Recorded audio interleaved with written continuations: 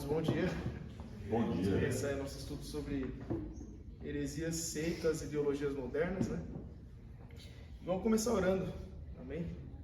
Senhor Jesus, obrigado por mais um dia que estamos aqui para aprender um pouco mais, Senhor, para sermos edificados, Pai, para sermos munidos, Senhor Jesus, municiados, Pai, de força contra qualquer ideologia que vai contra a Sua palavra, Senhor Jesus. Nos ajuda a entender melhor, Pai, a Sua palavra também, Pai, para que a gente possa combater essas ideologias, essas seitas, essas heresias que têm acometido Sua igreja nesses últimos tempos, Senhor Jesus. Em nome de Jesus, nos ajude e nos levante para combater isso, Pai. Amém. Bom, vamos lá. Irmãos, eu falei com vocês para lerem o texto do Cauê, né, do documento lá que ele mandou. Não sei se todos conseguiram ler. Se não conseguiram, tudo bem também. Aí eu só peço que vocês leem depois para vocês terem uma compreensão melhor dos temas abordados aqui, né? Porque o que eu quero fazer nessa aula? Passar uma abordagem mais do contexto histórico de toda essa situação aqui, para tentar estabelecer um panorama na cabeça de vocês, assim, de como que a gente está hoje, por que a gente está assim hoje, né? Da onde que veio essas ideologias, essas coisas que têm entrado, infelizmente, dentro da igreja, né? Então, eu quero passar desde do século 9 aqui até o século 21, né? Tentar passar pelo menos, né? Vou tentar correr aqui para ser rápido e tentar dar uma base para vocês entenderem como que a gente está, como que o ser humano pensa hoje, por que ele pensa assim, da onde que veio todas essas ideias aí. Então vamos lá, eu vou começar lendo a palavra no texto que o Cauê colocou também no documento também de 2 Timóteo 4.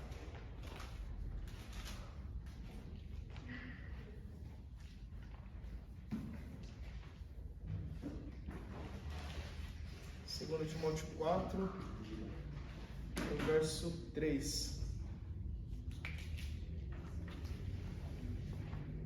Pois virá o tempo em que não suportarão a sã doutrina. Pelo contrário, se rodearão de mestres segundo as suas próprias cobiças, como que sentindo coceira nos ouvidos. Eles se recusarão a dar ouvidos à verdade, entregando-se a fábulas.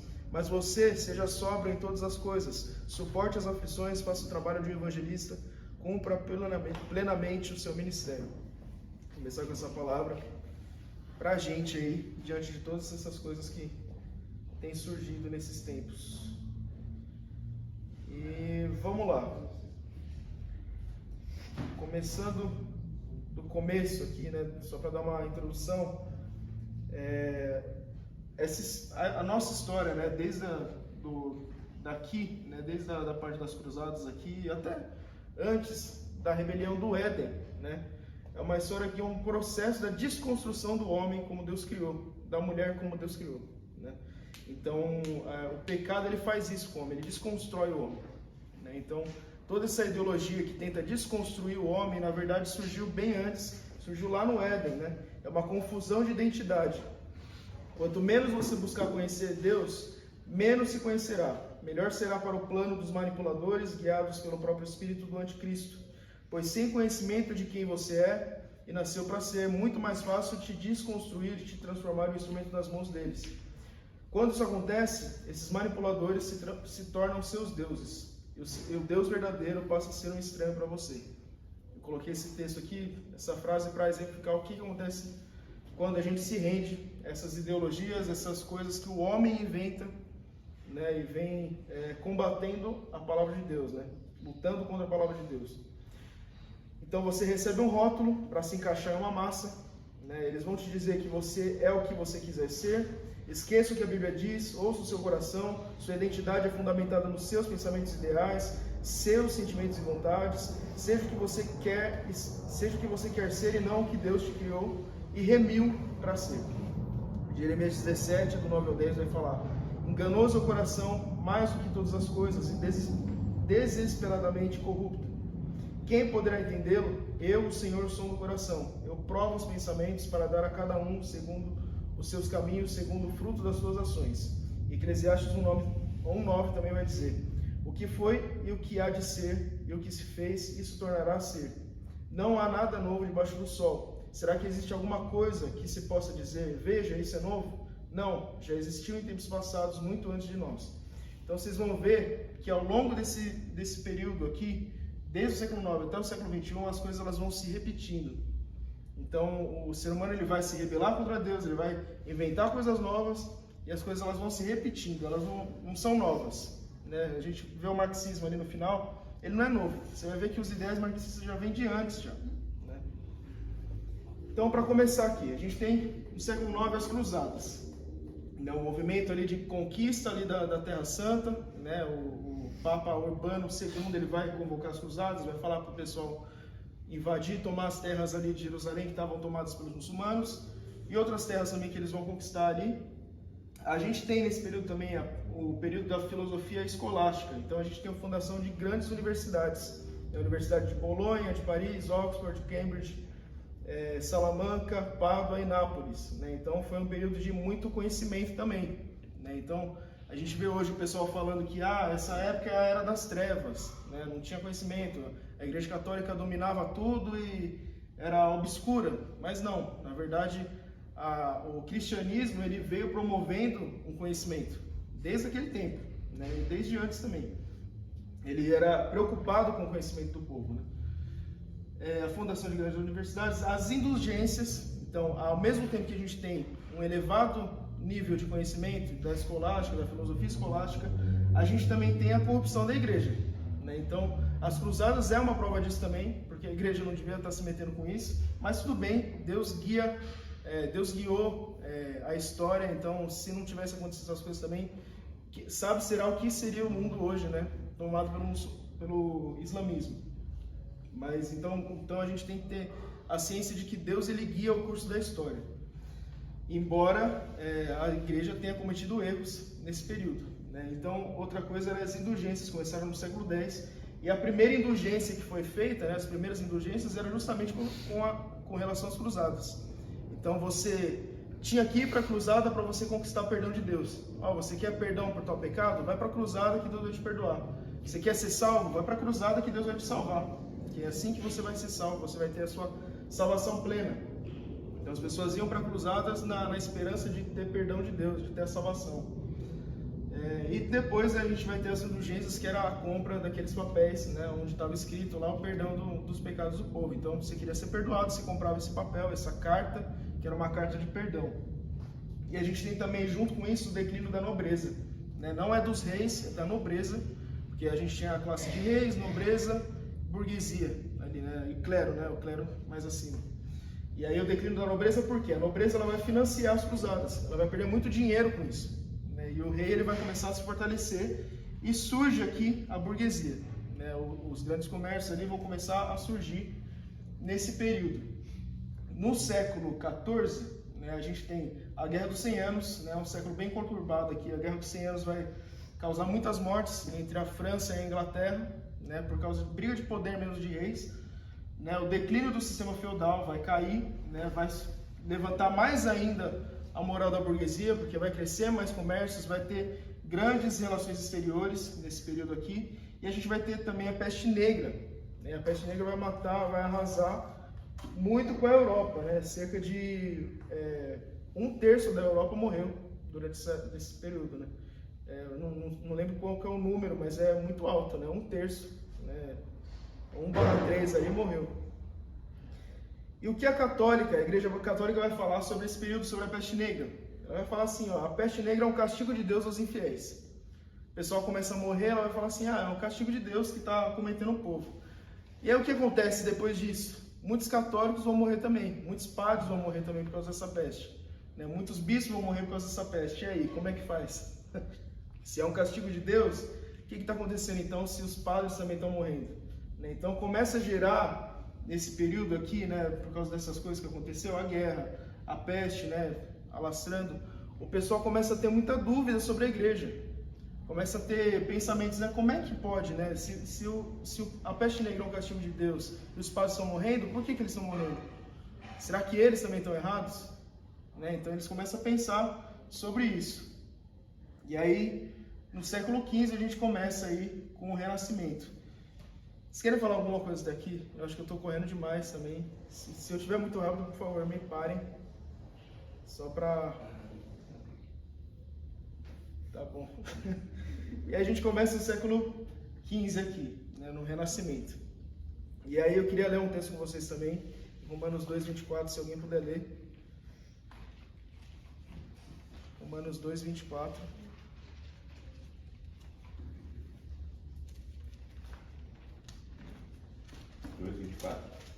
Isso. Só 24? Só 24. Pois as escrituras sagradas dizem: os não-judeus falam mal de Deus por causa de vocês, os judeus. Isso aí. Paulo ele vai estar falando sobre os judeus e a lei aí. E aí ele vai falar que os gentios eles blasfemam o nome de Deus por causa da própria conduta dos judeus, né? E o que acontece? O renascimento nada mais é do que uma prova viva dessa palavra. Por quê?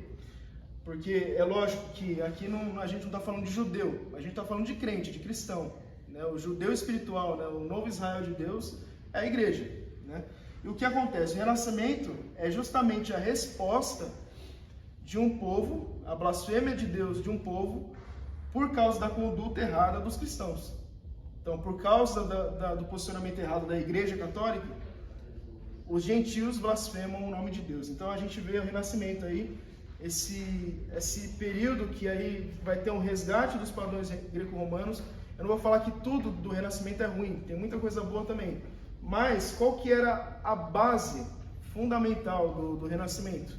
O homem é a medida de todas as coisas. O homem é a medida de todas as coisas. Então, tudo é centrado no homem. Tudo é baseado naquilo que o homem produz, naquilo que o homem é, naquilo que o homem vive. Então, começa a ser voltado para isso. Se antes as artes tinham um foco, né, a música tinha um foco para a igreja, tinha um foco para Deus, agora é o foco no homem. É o foco no centro ali, que é a medida de todas as coisas. Não é mais Deus a medida de todas as coisas, é o homem. Então a gente tem um grande abandono também das universidades.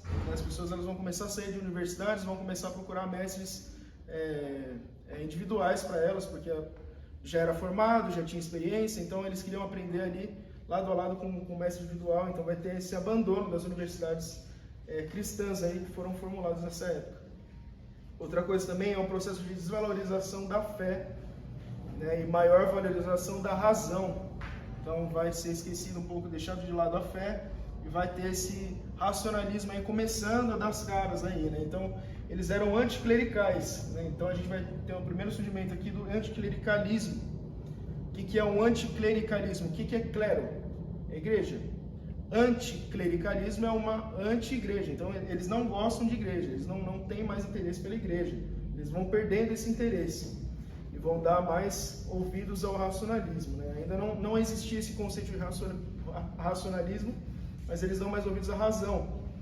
Eles eram deístas, ou seja, eles faziam separação entre Deus e o homem. O que eles vão falar? Deus cuida do universo, mantendo as coisas como são, e o homem cuida das coisas da terra. Deus ele está no canto dele, ele mantém as coisas estáveis da maneira que são, mas o homem aqui ele age por si só, ele não precisa de Deus. Então esse é o pensamento que vai ser refletido aí nessa época. Um exemplo aí é a pintura de Michelangelo, né, da Capela Sistina. Tem aquela pintura enorme lá na parte de cima, tem aquela da criação do homem, né, de Adão, e aí tem a ligação dos dedos, né, que aí a gente vê que Deus ele está com o dedo totalmente estendido e o homem ele está com o dedo meio caído, né, que ele não quer essa ligação com Deus mais, né, era para exemplificar isso. E não né? se toca, né? Não se toca, Deus não se toca. está separado. Né? Outra coisa também é que Deus ele está dentro de uma espécie de, parece um cérebro, né? Então essa valorização da razão, do entendimento, né? Então começa a surgir. Outra coisa que vai começar nessa época, né? É o humanismo, né? Não dá para ler porque a caneta foi meio ruim aqui comigo, mas tudo bem. Então a gente tem o antropocentrismo, o homem no centro de tudo, né? A tensão entre o sagrado e o profano, né? No sentido humano. Nas pinturas sacras, o homem será muito mais valorizado em sua estética e proporções. Os artistas começam até a se pintar em suas obras, né? Um exemplo é Leonardo da Vinci, quando você vê as obras dele, tem a mesma cara ali sempre, e aí vão falar que provavelmente era o rosto dele ali que ele espelhava nas diferentes imagens que ele fazia. Então as pessoas elas começam a se pintar nas imagens, né? Então tem essa valorização do eu, né? Do ego, né, do ser humano mesmo. Outro exemplo disso é Caravaggio, né, na pintura de Davi e Golias. Né, eu não trouxe aqui para mostrar, mas se puderem procurar aí até, vai ter a Davi segurando a cabeça de Golias, e o rosto de Davi e o rosto de Golias é o rosto do pintor. Ele se pintou nas duas faces, aí, representando essa dualidade também, representando ele como herói, representando ele como vilão. Então tem tudo isso aí nesse período. A gente tem Nicolau Copérnico nessa época, que ele vai falar que a Terra não gira, que o Sol não gira em torno da Terra, que é a Terra que gira em torno do Sol. Então vai ter essa pondo em xeque, né, o pensamento da igreja da época, né? Fora isso, já tinha vindo antes Galileu Galilei, que vai falar que a Terra é redonda, tudo. Então vai pondo em xeque tudo isso daí que a igreja vai falando, que não sabia, né? Não vou julgar também o pessoal, o pensamento da época, porque o pessoal não tinha entendimento, não tinha a compreensão, né, naquela época ainda, e depois foi chegando o conhecimento e foi se entendendo como que a Bíblia explica essas situações também. A gente também, nesse período, tem a invenção da imprensa de Gutenberg. Então, isso daí vai baratear muito mais os livros, porque antigamente era muito caro o processo de fazer um livro. Era tudo feito à mão, era tudo escrito à mão, tudo manufaturado, né? Feito de forma artística, tudo. E aí depois a gente tem essa imprensa que vai facilitar esse processo e vai ficar muito mais barato os livros.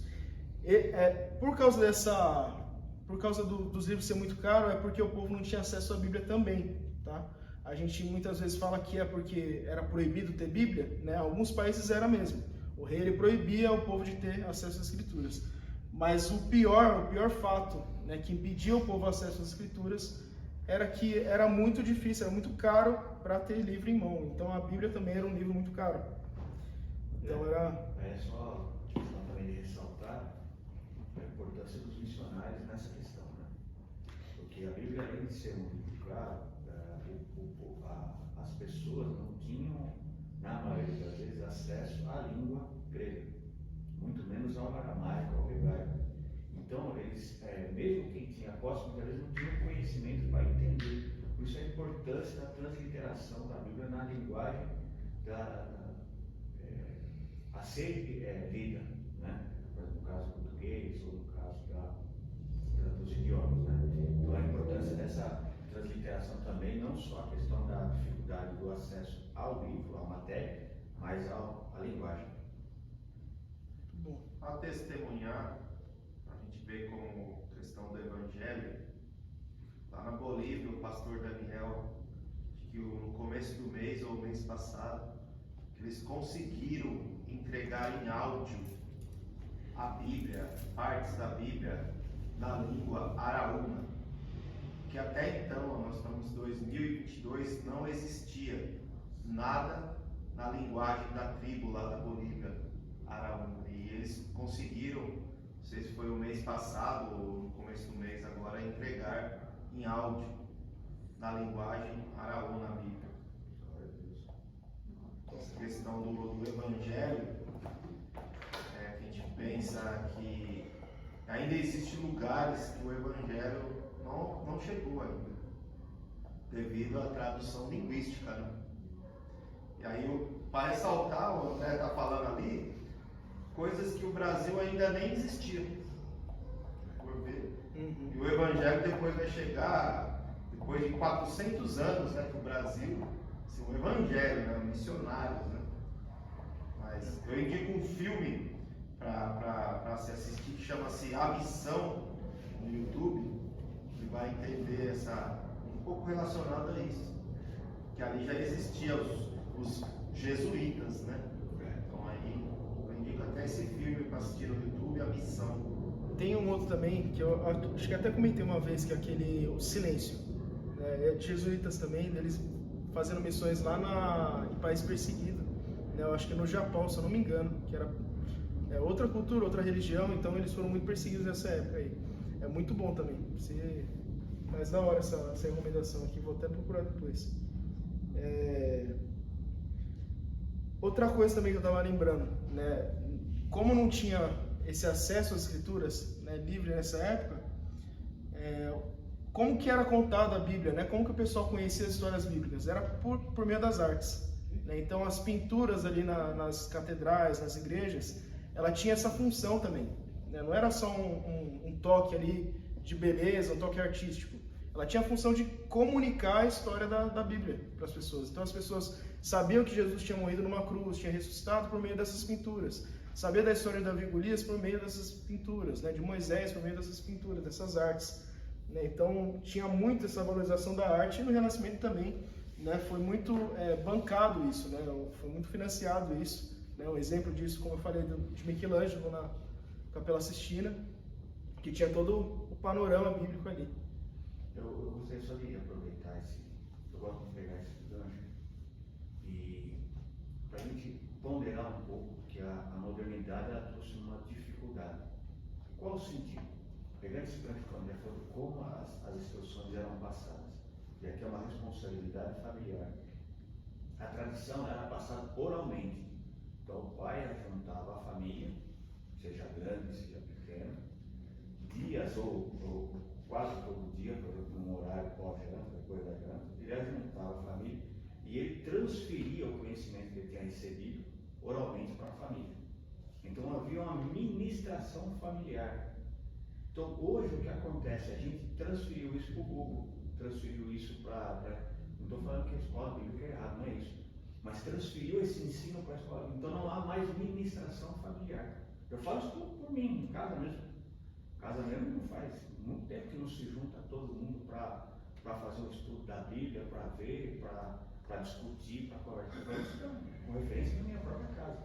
Então essa ministração a gente perdeu também. E aí eu falo isso porque é importante entender que não só era pela arte, mas era a ministração familiar. E uma vez que isso ficou destituído, a própria família perdeu essa essência. Mas foi só um gancho. Não. Eu quero que fale mesmo. Porque eu não sei se você percebeu, eu tô meio nervoso aqui para falar porque é muita coisa e eu mesmo não tenho muita compreensão, sabe, profunda, então eu quero também aprender aqui e vai ser melhor também para o estudo. Quanto mais a gente falar, Cauê, você tá se livre aí, mano.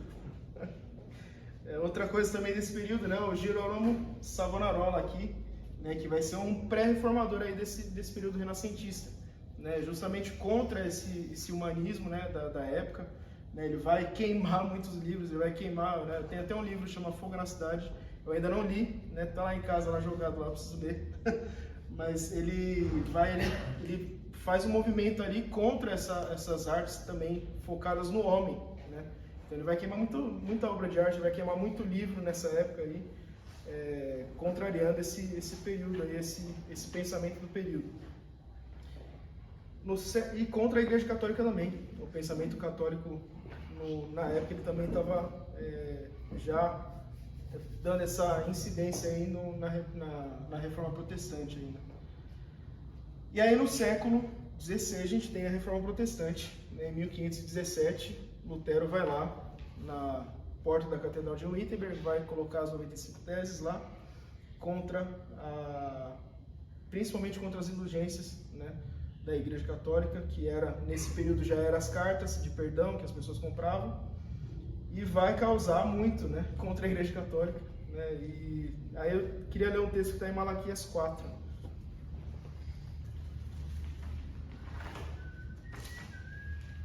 Quem quiser ler, Malaquias 4:2.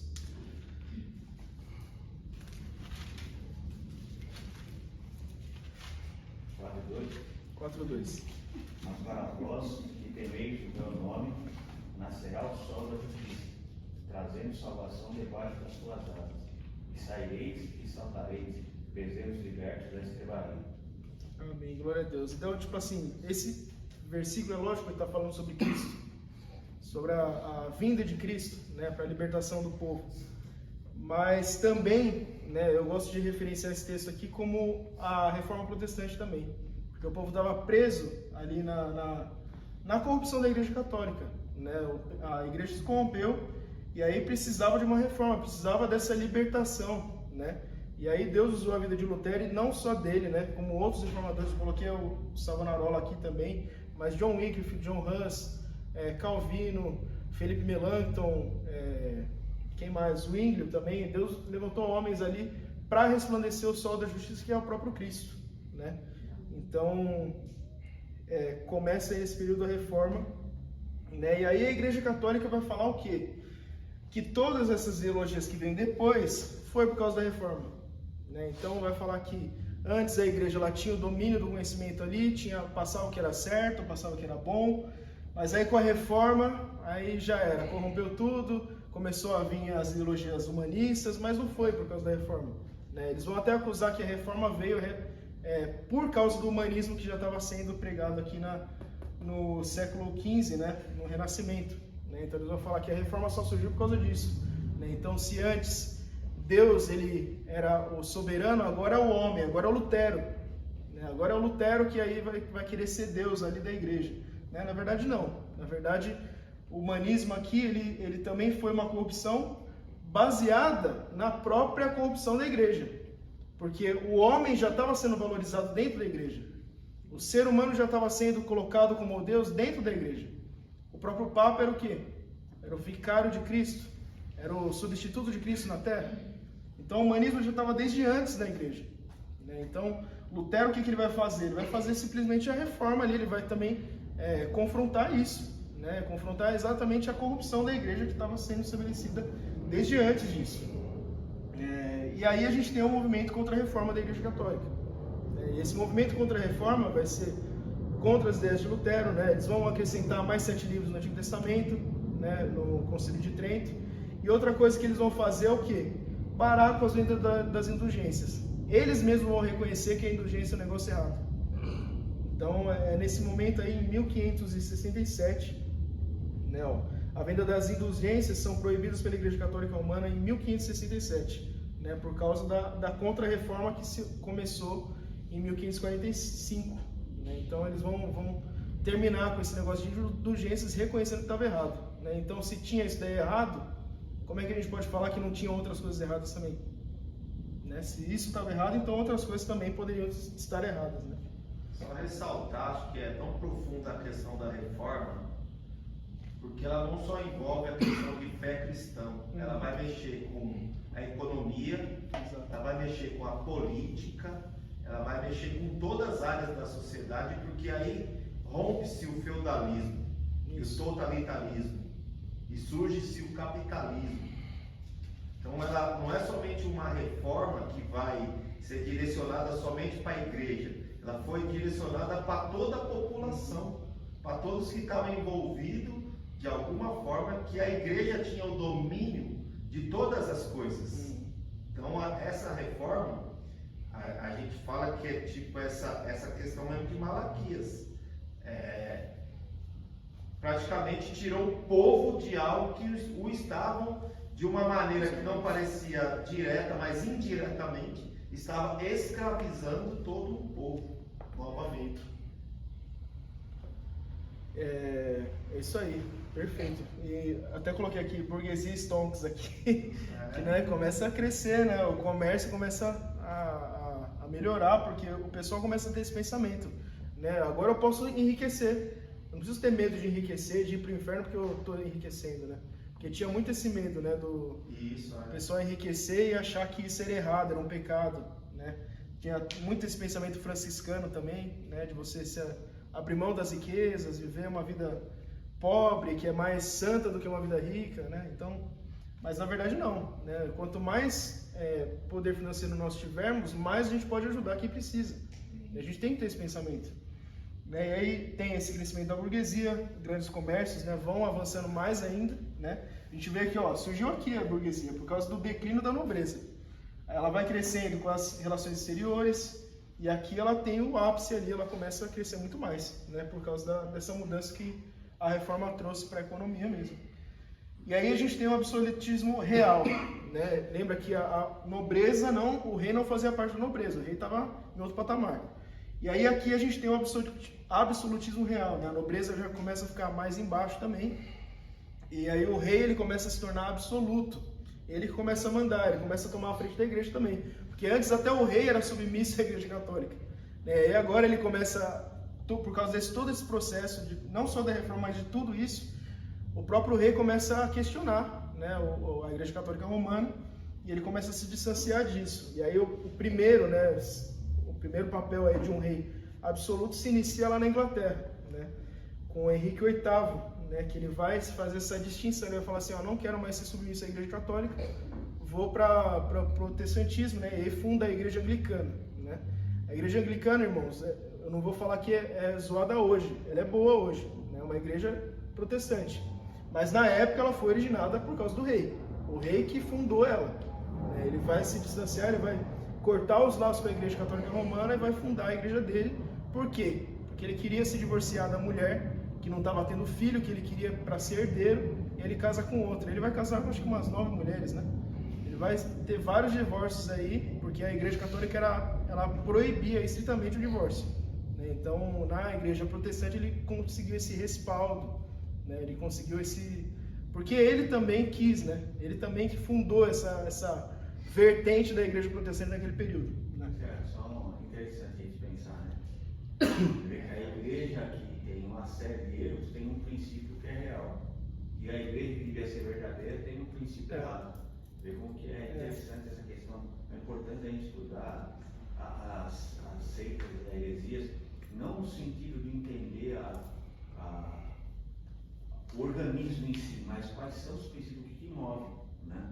Você vê uma igreja que é fundada em cima de princípios bíblicos, já com um diagnóstico errado de uma situação, né? Exato. E aí, beleza. Vocês querem pontuar mais alguma coisa desse período aí, Cauê? Não?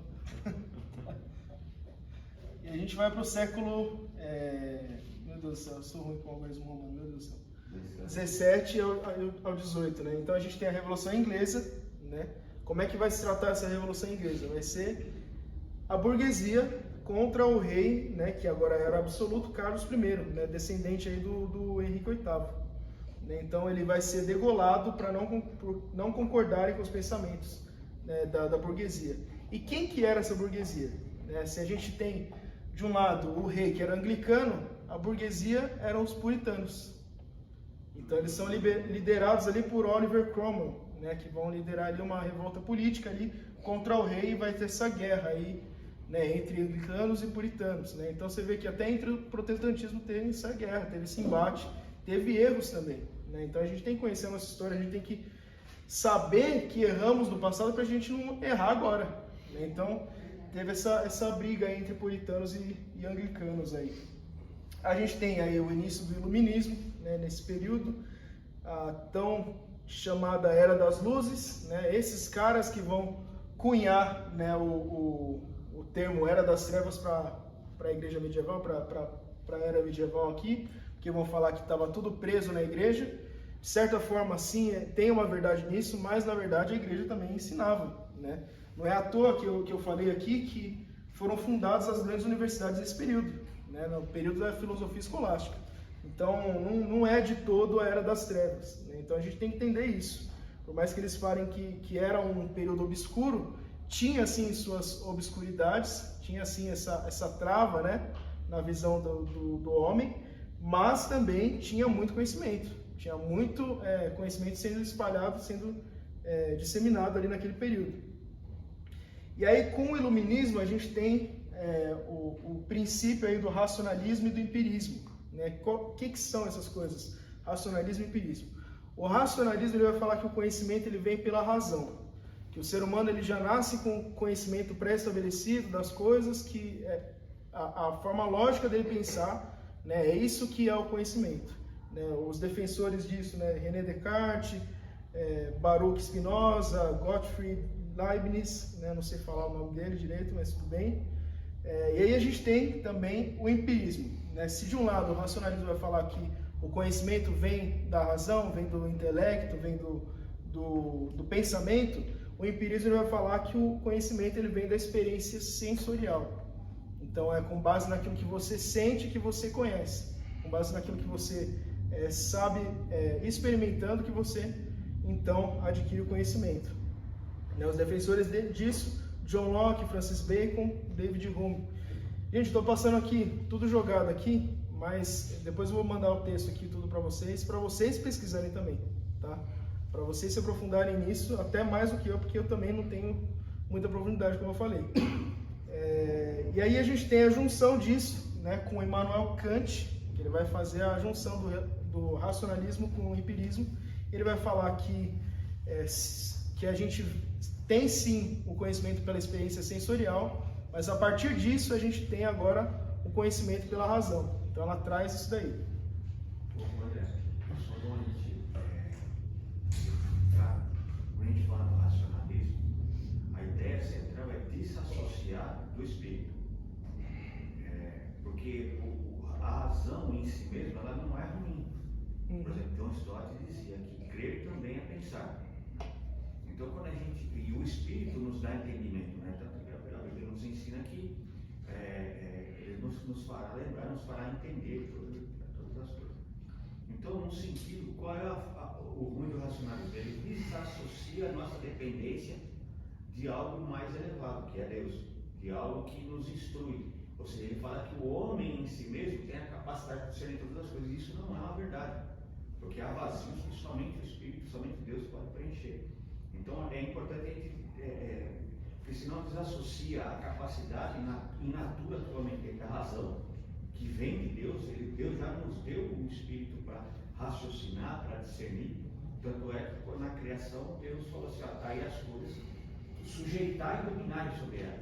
Então não há uma capacidade inerente que Deus já deu sobre o homem. Né? Enquanto o racionalismo ele quer desassociar isso, é importante a gente ter esse. Não, perfeito, fechou. E aí, né, eu até coloquei aqui qual que é o problema do racionalismo e do empirismo, né? Em primeiro lugar, esses pensamentos são resultantes da queda do homem, embora hoje existe graça de Deus, né, em meio ao conhecimento racional e sensorial do homem. Eles são oriundas do primeiro pecado, né? Por mais que tenha graça nisso, mas se originou no pecado de Adão e Eva, né? Gênesis 2,16. Se alguém puder ler 16 e 17. Separei esse texto aqui para mostrar que também esse ideal de razão, né, de racionalismo e empirismo também não é novo. A gente já tem desde Gênesis isso daí. E ordenou o Senhor Deus ao homem, dizendo: de toda a árvore do jardim comerás livremente, mas da árvore da ciência do bem e do mal, dela não comerás, porque no dia em que dela comeres, certamente morrerás. Isso aí. E aí, por que eu separei esse texto? Porque um tempo atrás eu fui ver essa palavra conhecimento, né, do hebraico, né, como é que está no hebraico. E aí, estudando sobre isso daí, eu vi que naquela Bíblia Strong lá tem, quando você clica, mostra um negocinho, né, a palavra como é que é no original. E esse conhecimento aí é o iada, né, o conhecimento racional das coisas. Então, o iada é esse conhecimento de quem sabe, de quem tem experiência, né? Então, o iada, essa palavra iada, até na Bíblia está escrito que essa palavra ela provém de da'at, né? Que é outra palavra hebraica também para conhecimento, só que é o conhecimento experimental, é o conhecimento prático. Então você vê que essas duas coisas aqui, que supostamente foram inventadas, né, no século XVII, já era coisa muito antiga, que Deus já sabia muito antes disso, né? Deus já tinha promulgado isso muito antes, né? O conhecimento experimental é o conhecimento racional, né? Então o da'at é o conhecimento experimental e o iada é o conhecimento racional. E aí o que fala, né? A árvore do conhecimento do bem e do mal você não deve comer, porque no dia em que dela comer você certamente morrerá. Então, o que acontece quando o homem ele come do fruto? Ele tem esse conhecimento experimental do que é bom e do que é ruim, né? Então, até então, o homem não tinha essa distinção de mal e bom, né? Então, a partir do momento que ele come do fruto, ele tem esse sentimento do que é ruim. Por exemplo, antes, eu creio que eu tenho certeza que não. Seria possível o homem se queimar quando ele colocasse a mão no fogo. Hoje em dia é possível. Se a gente colocar a mão no fogo, a gente vai se queimar. E o que é esse conhecimento, se não um conhecimento da'at, um conhecimento experimental? Porque se você chega com a mão perto do fogo, você já começa a sentir sua mão queimar. Não sei se está dando para compreender bem o que eu estou querendo dizer. Então, esse entendimento experimental, né, sabendo que eu vou me queimar se eu colocar a mão no fogo, me dá esse conhecimento iada, me dá esse conhecimento racional disso. Faz eu entender que eu não posso colocar a mão no fogo, que eu vou me queimar. Tá dando para entender bem isso? Ou tá muito confuso o que eu tô passando aqui? Fico com medo de ficar confuso, gente. Então vamos lá. Em segundo lugar, essas filosofias se tornam um problema quando esses conceitos são vistos sem a lente bíblica. Tudo que vemos no mundo deve ser lido com as lentes a partir da palavra de Deus. E a palavra de Deus deve ser lida com as lentes da humildade, reconhecendo nossa pobreza e necessidade de ajuda do Espírito Santo. E esse é o problema que a gente vai ver mais pra frente, quando muitos homens vão ler a Bíblia com outras lentes de ideologias contrárias à fé.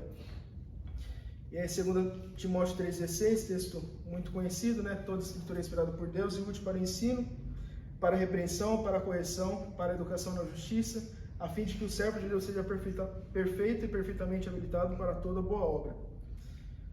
Outros nomes aí desse tempo, né? Isaac Newton. Isaac Newton ele era cristão, irmãos. Não sei se todos sabem, mas o físico, né, que fez as leis lá da física, ele era cristão. E aí tem duas frases que eu separei dele aqui, que ele vai falar assim, ó: todas as descobertas humanas parecem ter sido feitas com o único propósito, de confirmar cada vez mais fortemente as verdades contidas nas Sagradas Escrituras. Outro pensamento que ele vai falar: a maravilhosa disposição e harmonia do universo só pode ter tido origem segundo o plano de um ser que tudo sabe e tudo pode. Isso fica sendo a minha última e mais elevada descoberta. E aí a gente tem a oposição de Isaac Newton, né, que era Voltaire. E a gente aí começa a ter o pensamento aí que vai ser do século XVIII, né, que vai ser muito forte aqui na Revolução Francesa. Esse Voltaire ele vai falar o quê? Né, sobre Isaac Newton. Ele era inimigo declarado da Bíblia, esse cara, né, o Voltaire. Ele vai falar assim, ó: vejam vocês a que ponto pode chegar o cérebro desse homem que descobriu a gravidade e nos revelou maravilhas admiráveis. Ao ficar velho e caduco, Newton começou a estudar esse tal livro que chama de Sagrada Escritura. E para mostrar fé no fabuloso absurdo desse livro, afirma que devemos acreditar que o conhecimento humano aumentará a tal ponto que seremos capazes de viajar a 80 km por hora. Isso é ridículo. Ele vai falar isso de Newton, né? Se ele tivesse vivo hoje, ele ia saber que Newton estava certo, né? Então, Voltaire, ele nessa ânsia de querer combater a fé cristã, né, ele fala essa bobeira aí, né? E morreu sem saber que falou uma bobeira, né? Mas tudo bem. E aí outro pensamento aí, outro pensador que surge nesse período é o Jean-Jacques Rousseau, né? Também que vai incentivar muito essas revoluções que vão se originar depois aí, né? Então ele vai falar aquela famosa frase: o homem nasce bom, a sociedade o corrompe, né? Que é uma frase totalmente antibíblica, né? Porque o homem ele nasce no pecado, ele nasce corrupto, ele nasce corrompido, não é a sociedade que corrompe ele, né? Na verdade, o homem mesmo se corrompeu no pecado lá de Adão e Eva. E ele nasce então corrupto e ele precisa de redenção agora. Algum ponto até aqui, gente? Querem falar de alguma coisa? Ok. E aí a gente entra no século XVIII aí, o século conhecido como o século da filosofia, né? O século das revoluções, na verdade, né? E aí eu separei uma frase aqui que eu li até nesse livro aqui, ó, A Religião Sem Deus. Eu ainda estou lendo, não terminei, mas é muito bom, recomendo demais. Que aí ele fala sobre os direitos humanos, né? Como os direitos humanos ele perverte, na verdade, a lei de Deus. E eu vou entrar nesse ponto aí logo menos. Mas aí ele separou essa frase, ele colocou nesse livro uma frase de Frederick Julius Strauss. Ele vai falar assim: a revolução é o racionalismo exterior. O racionalismo é a revolução interior. Ambos são a doença mortal do nosso século. Dizem que o racionalismo é a incredulidade. Falso. Ele crê no homem. Dizem que a revolução é a subversão do princípio da autoridade. Também falso. Sua intenção é fazer o homem a fonte exclusiva de poder e o único propósito da sociedade. As duas coisas distanciam o homem de Deus. A revolução conduz necessariamente à emancipação dos apetites carnais e ao comunismo. O racionalismo leva à glorificação da razão humana. Os dois dão origem ao homem do pecado profetizado por Paulo, né? E aí com isso Já é 10h20. Vamos fazer um intervalo aí. E aí a gente continua depois. Bom, vamos lá. Voltando aqui, a gente falou sobre o iluminismo, dessa época aqui, do racionalismo, empirismo, e aí o que a gente tem, né, também? A gente tem o início da teologia liberal. Né? A teologia liberal nada mais é do que a busca por se enquadrar ao pensamento moderno. Foi a secularização da igreja e a distorção da Bíblia. Essa que é a verdade. A igreja viveu um período de esfriamento espiritual nessa época. Né? As pessoas elas estavam focadas mais... Estava vendo alguns historiadores falando, né, que as pessoas elas deixavam a Bíblia de lado. Os cultos, elas não liam a Bíblia. Elas liam citações de filosofia, elas falavam sobre filosofias modernas ali, tentavam encaixar, né, a Bíblia a essas filosofias. Né? Então a teologia liberal, o que ela vai fazer? Ela vai pegar a Bíblia e vai tentar encaixar, né, nessa filosofia. Tem até um termo que nesse livro aqui que o Jean-Marc Bertolli usa, eu vou... cama de alguma coisa, esqueci o nome, mas é assim, é a lenda de um assassino. O que ele fazia? Ele torturava as vítimas, tentando amoldar elas a uma cama, né? Então ele encurtava a pessoa, ele comprimia a pessoa, ou ele tentava esticar essa pessoa. Então, o que ele vai falar sobre os direitos humanos, né? O que os direitos humanos faz? Ele pega a Bíblia e tenta esticar ou encurtar para se encaixar ali na ideologia dos direitos humanos.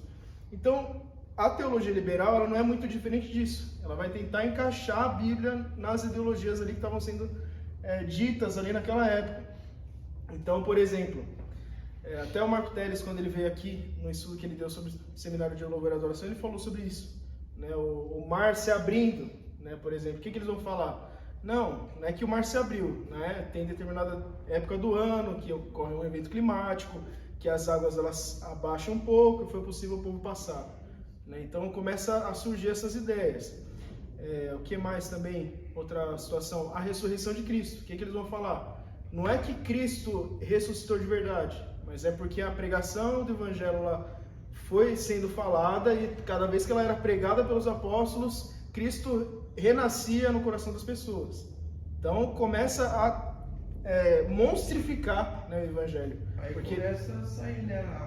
as distorções. As distorções, as heresias começam a sair desse Exatamente. Isso aí já é uma heresia, né? Porque você esquece do sobrenatural, você deixa de lado o sobrenatural de Deus, porque Deus ele pode fazer o impossível sim, né? Você deixa de lado isso para se encaixar na ciência. Né? Então a ciência, a razão, elas começam a ter esse avanço. E os teólogos, né, da época, eles começam a apelar para esse lado com medo, né, de perder fiéis também. Né? Até foi um ponto que o Marco Teles não pontuou aqui, né, que por mais que eles erraram muito, né, eles pecaram, eles fizeram heresia, sim, mas eles tinham esse medo de perder fiéis, né? Eles tinham essa preocupação, né?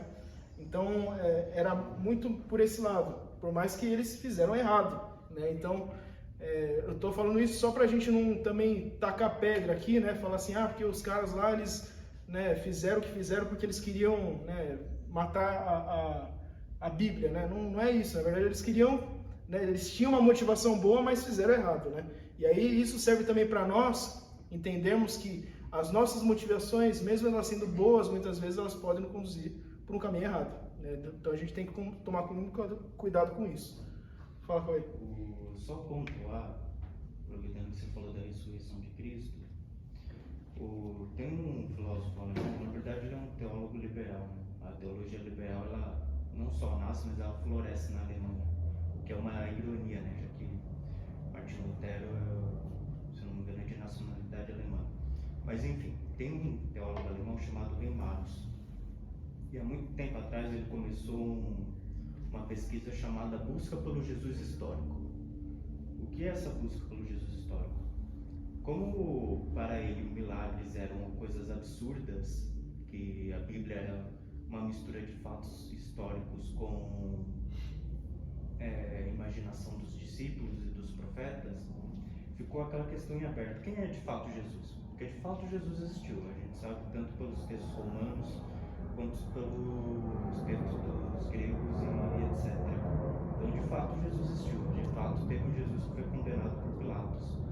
Mas quem de fato é Jesus?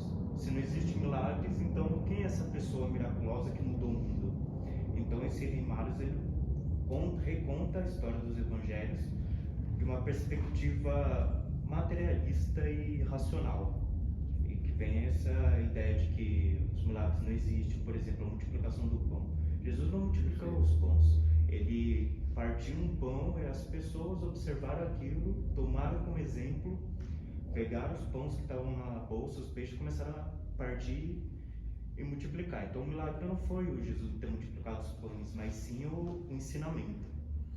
E o grande argumento dele é a ressurreição de Cristo, que é o ponto fundamental do Evangelho e o ponto que é debatido. O que Rei Milos vai falar? Ele vai falar que Cristo não morreu na cruz. Ele vai falar que Cristo ele sofreu de uma doença, eu esqueci o nome, mas até hoje tem.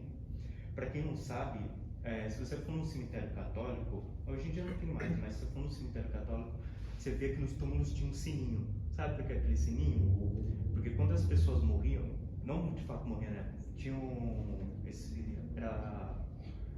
Vitimadas por essa doença, elas entravam em coma, só que por vários dias, e as pessoas achavam que elas morriam.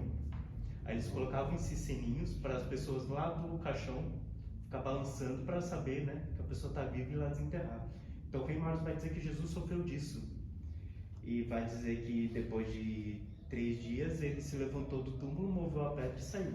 É claro que precisa de mais fé para acreditar nisso do que na ressurreição de Cristo, né? Porque você pensar num homem que foi chicoteado, crucificado e moveu uma pedra de 1 tonelada, precisa de mais fé para acreditar em Rei Milos do que na fé bíblica. Mas é interessante porque há pouco tempo atrás essa busca pelo Jesus histórico voltou. Então tem muitos historiadores hoje, teólogos que aderem à teologia liberal, que estão tentando recontar a história do cristianismo de uma forma mais científica, mais plausível, entre aspas, tirando o sobrenatural, porque é demais para a razão humana. Isso aí. E aí, nesse tempo a gente tem esse surgimento da teologia liberal, né? E como o Cauê falou, esse negócio dos pães aí da multiplicação, eu vi pregador de hoje em dia falando sobre isso uma vez, né? Falando que, na verdade, Jesus, ele multiplicou primeiro ali e aí motivou os outros a multiplicarem, né? A tirarem das malas, ainda das bolsas que eles tinham ali para multiplicar entre o povo, né? Então, descarta os milagres de Cristo, né? E aí, nesse tempo, né? Por mais que tenha sido tão conturbado com tudo isso, Deus ele continua agindo. E aí a gente tem o primeiro grande despertar, né? Então, em 1730 a 1740, a gente tem o primeiro avivamento, né? O primeiro grande avivamento aí, conhecido aí. Então, o pensamento iluminista ele foi combatido pelo renascimento metodista de John Wesley, Charles Wesley, George Whitefield na Grã-Bretanha, por Jonathan Edwards também no grande despertar da América antes da Revolução, né? Um avivamento semelhante, mas em menor escala, na Escócia ocorreu em Cambuslang, né? Então uma cidade é conhecida como a obra de Cambuslang. Então você vê que Deus ele continua agindo, mesmo em meio a essas adversidades, esses problemas, né, que se originaram aí. Deus ele move, né? O Espírito Santo ele começa a agir entre homens aí que se levantam contra essas heresias, essas coisas que vêm a cometer a igreja e pregam a verdade. E aí, alguém tem a pontuar sobre John Wesley, George Whitefield, se quiserem falar também. Já há umas 3 semanas para falar desses homens. Muita coisa. Não, a verdade, assim, só aproveitando falando desses homens. São homens que, se a gente fosse olhar da condição humana, eles não reuniam, nenhum deles reunia condições. Primeiro, não eram homens de expressão, não eram homens assim que tinham grandes condições financeiras, e são homens que, de certa maneira, com a devida responsabilidade, revolucionaram o mundo. O que a gente tira de ensino disso, aproveitando desde o começo que a gente vai falando até agora? A gente vê que são coisas cíclicas, como diz Salomão, né? O que foi é agora e será no futuro, porque a coisa vem e vai, vem e vai. Deus continua soberano. Eu acho que esse é o grande ensino, até aqui que a gente deve frisar e deve nortear esse estudo. Deus, ele continua sendo soberano, né? Porque quando a gente percebe que o ser humano ele levanta na sua condição, o que ele está fazendo? Construindo uma torre de Babel. Quando o homem coloca a indústria ou a tecnologia na frente, coisa está aqui, construindo uma torre de Babel. E a torre não se sustenta, ela cai, ela rui, mas Deus continua soberano. Amém. Glória a Deus. E aí a gente tem, em 89, aí, a Revolução Francesa, né? Que aí é o ápice aí dessa era, né? Desse momento aí, né?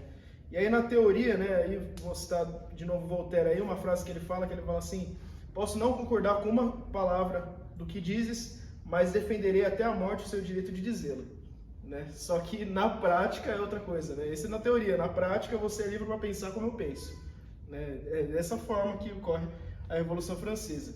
E por que isso se origina a Revolução Francesa, né? Lembra que a gente falou que aqui no século XVI, o absolutismo real, né, dos reis. Então isso também chega na França, o rei ele se torna absoluto. E aí o povo, né, a burguesia também, né, com aquele crescimento econômico lá, tendo que prestar conta ao rei, ela se revolta e faz essa revolução aí, né? E aí a gente tem outros pensadores aí, eu vou citar logo menos, que vão contra ao absolutismo real e vão propagar essa revolução.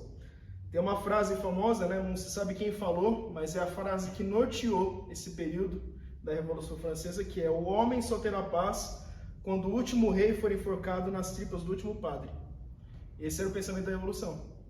Então, é lógico que coloca padre aqui, mas podia ser pastor também, né? O pensamento deles era eliminar o poder do rei e o poder da igreja também. Elimina tudo e a gente faz uma nova civilização aí a partir de nós. E aí em 89 também, no mesmo ano que ocorre a Revolução Francesa, a gente tem a Declaração dos Direitos do Homem e do Cidadão, né, que até é um negócio enorme lá, eu não sei onde é que está hoje, não me lembro, mas tem esses direitos aí, inspirado também na Revolução Americana, né, que ocorre nos Estados Unidos. E aí a gente tem esse início dos direitos humanos aí, que o que é os direitos humanos? Nada mais é do que a substituição do dever pelos direitos. É o fruto do racionalismo humanista, um conceito que não era abordado na ortodoxia da igreja, aos poucos na modernidade foi sendo incorporado na igreja católica romana, na ortodoxa e na protestante. A gente fala direitos humanos, a gente pensa em algo sendo bom, né? Algo como sendo algo bom, mas na verdade não é. Porque o que é os direitos humanos? É uma perversão do dever ali, por exemplo, dos 10 mandamentos, né? Aí nesse livro aqui, o autor ele fala até como ele é uma subversão disso. Por exemplo, lá nos 10 mandamentos fala honrai pai e mãe, né? Vamos lá os 10 mandamentos, só para eu não falar errado aqui. Êxodo 20. E aí você vai ver como os direitos humanos ele perverte isso.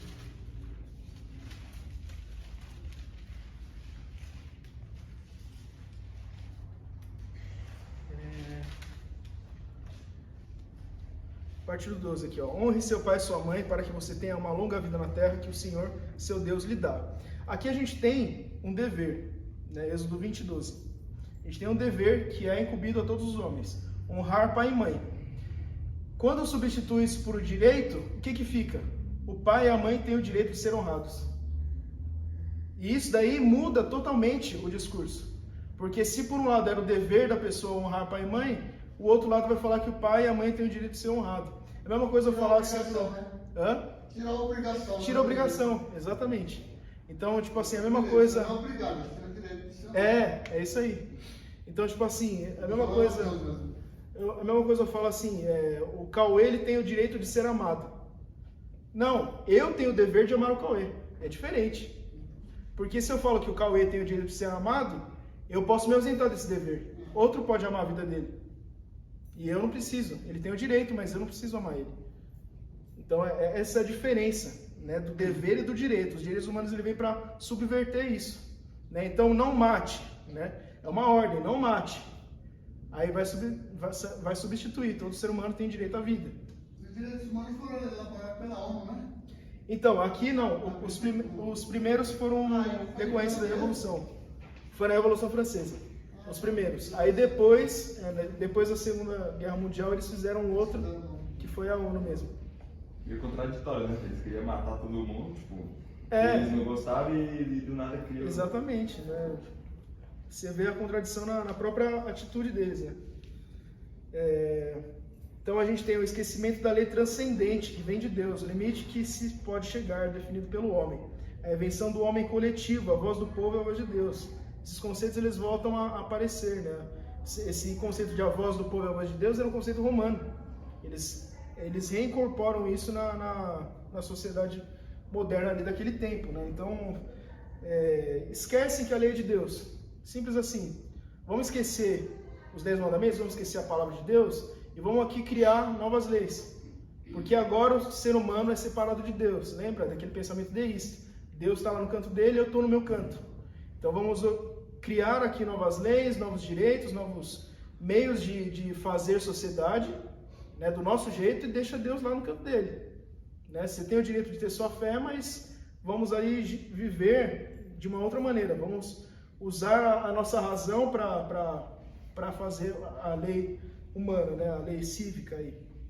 Então a gente tem Lutero falando sobre isso. Ele vai falar não sobre os direitos humanos, mas muitos vão falar que também esses direitos humanos eles vieram da reforma, né? Mas o que Lutero vai falar sobre a lei? Né? Ele vai falar assim, a doutrina de 2 reinos, né? A gládio temporal, ele vai definir como a gládio temporal. A gládio é uma espada, tá? Ou seja, a espada diante da espada espiritual, que é a palavra de Deus. Então, a gládio temporal, né, as leis humanas, a ordenança humana, ela está submissa à palavra de Deus. Ela não está acima, ela não está fora disso. Ela tem que estar embaixo da lei de Deus. Tem que estar embaixo da palavra de Deus. André, só um adendo, como sugestão, usando esse mesmo exemplo que você deu, por exemplo, honrar pai e mãe, eu sugiro quem puder, dá uma olhada no Catecismo Maior de Westminster, quando fala do 5º mandamento, só para a gente ter uma ideia, tá? Que eu acho que é importante a gente ter. Por que eu falo isso? Porque a gente reduziu demais na nossa geração. O Catecismo, por exemplo, de Westminster, nesse exemplo que a gente deu, quando ele fala de honrar pai e mãe, é muito mais do que a nossa árvore genealógica. Lá quando fala honrar pai e mãe, está falando a quem é superior, seja cronologicamente, seja autoritariamente. Então, por exemplo, a gente fala lá de pai e mãe é a igreja que está nos gerando. Pai é aquele que está colocado como instrutor, como exemplo, né, que Deus colocou. Então, quem puder dar uma olhada naquilo, porque aí vai ter a ideia do que é o mandamento, a abrangência, o que se espera daquele 5º mandamento, quais são as minhas responsabilidades nisso. Só para a gente não reduzir a coisa, o que a gente faz hoje. Hoje a gente reduziu a abrangência das coisas. Então eu leio o 5º mandamento, é honrar pai e mãe. Então eu acho que honrar pai e mãe é pedir bênção. Aí fala, eu vou ali, e não é, né? Não estou dizendo que é errado isso, pelo contrário. Mas é muito mais do que isso. Né? Honrar pai e mãe, se a gente for olhar por isso, é até a obediência do membro da igreja com relação àquilo que foi instituído pela diretriz da igreja. Tá? Então é só uma dica para a gente poder não reduzir demais as coisas. O Catecismo de Westminster, né? É o Catecismo Maior de Westminster. É porque é muito grande, são muita fase. Vou tentar pegar só essa do 5º mandamento, vou tentar copiar, colar, vou fazer um PDF, vou pôr lá só para a gente entender. Beleza. Bom, A gente tem um pensamento de achar que os mandamentos eles são só o que estão escritos no papel e na tinta. Eles têm uma profundidade muito maior.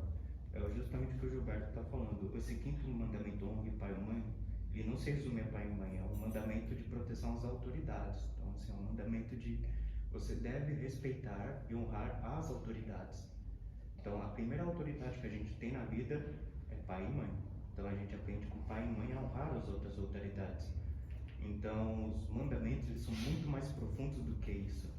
Então, uma dessas questões que o André está falando dos direitos humanos, que é uma questão do existencialismo que está ali.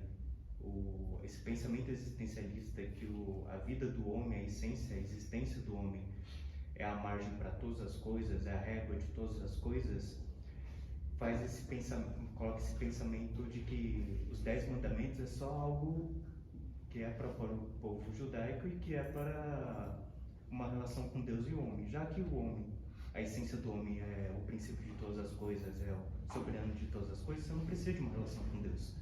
Então, os 10 mandamentos se tornam inúteis e a gente tem que fazer os direitos humanos com base na existência humana. Mas os 10 mandamentos, eles são muito mais profundos do que uma relação de Deus e homem. Eles são uma relação de Deus, homem, sociedade e planeta Terra também. Então, os verdadeiros direitos humanos são os 10 mandamentos. Então, não veem os 10 mandamentos como uma mentalidade fechada. Honrar pai e mãe, só honrar pai e mãe. Não, é honrar as autoridades. Não matar não é simplesmente esfaquear alguém. Matar também está muito intimamente ligado a pensamento, o ódio. Então, os 10 mandamentos são muito mais profundos que isso. Isso aí. E aí eu separei até algumas frases aqui que o autor ele coloca no livro, né? Uma delas é do Arnaud Delasso, que ele vai falar: a Declaração dos Direitos Humanos está impregnada do ateísmo prático, mais radical.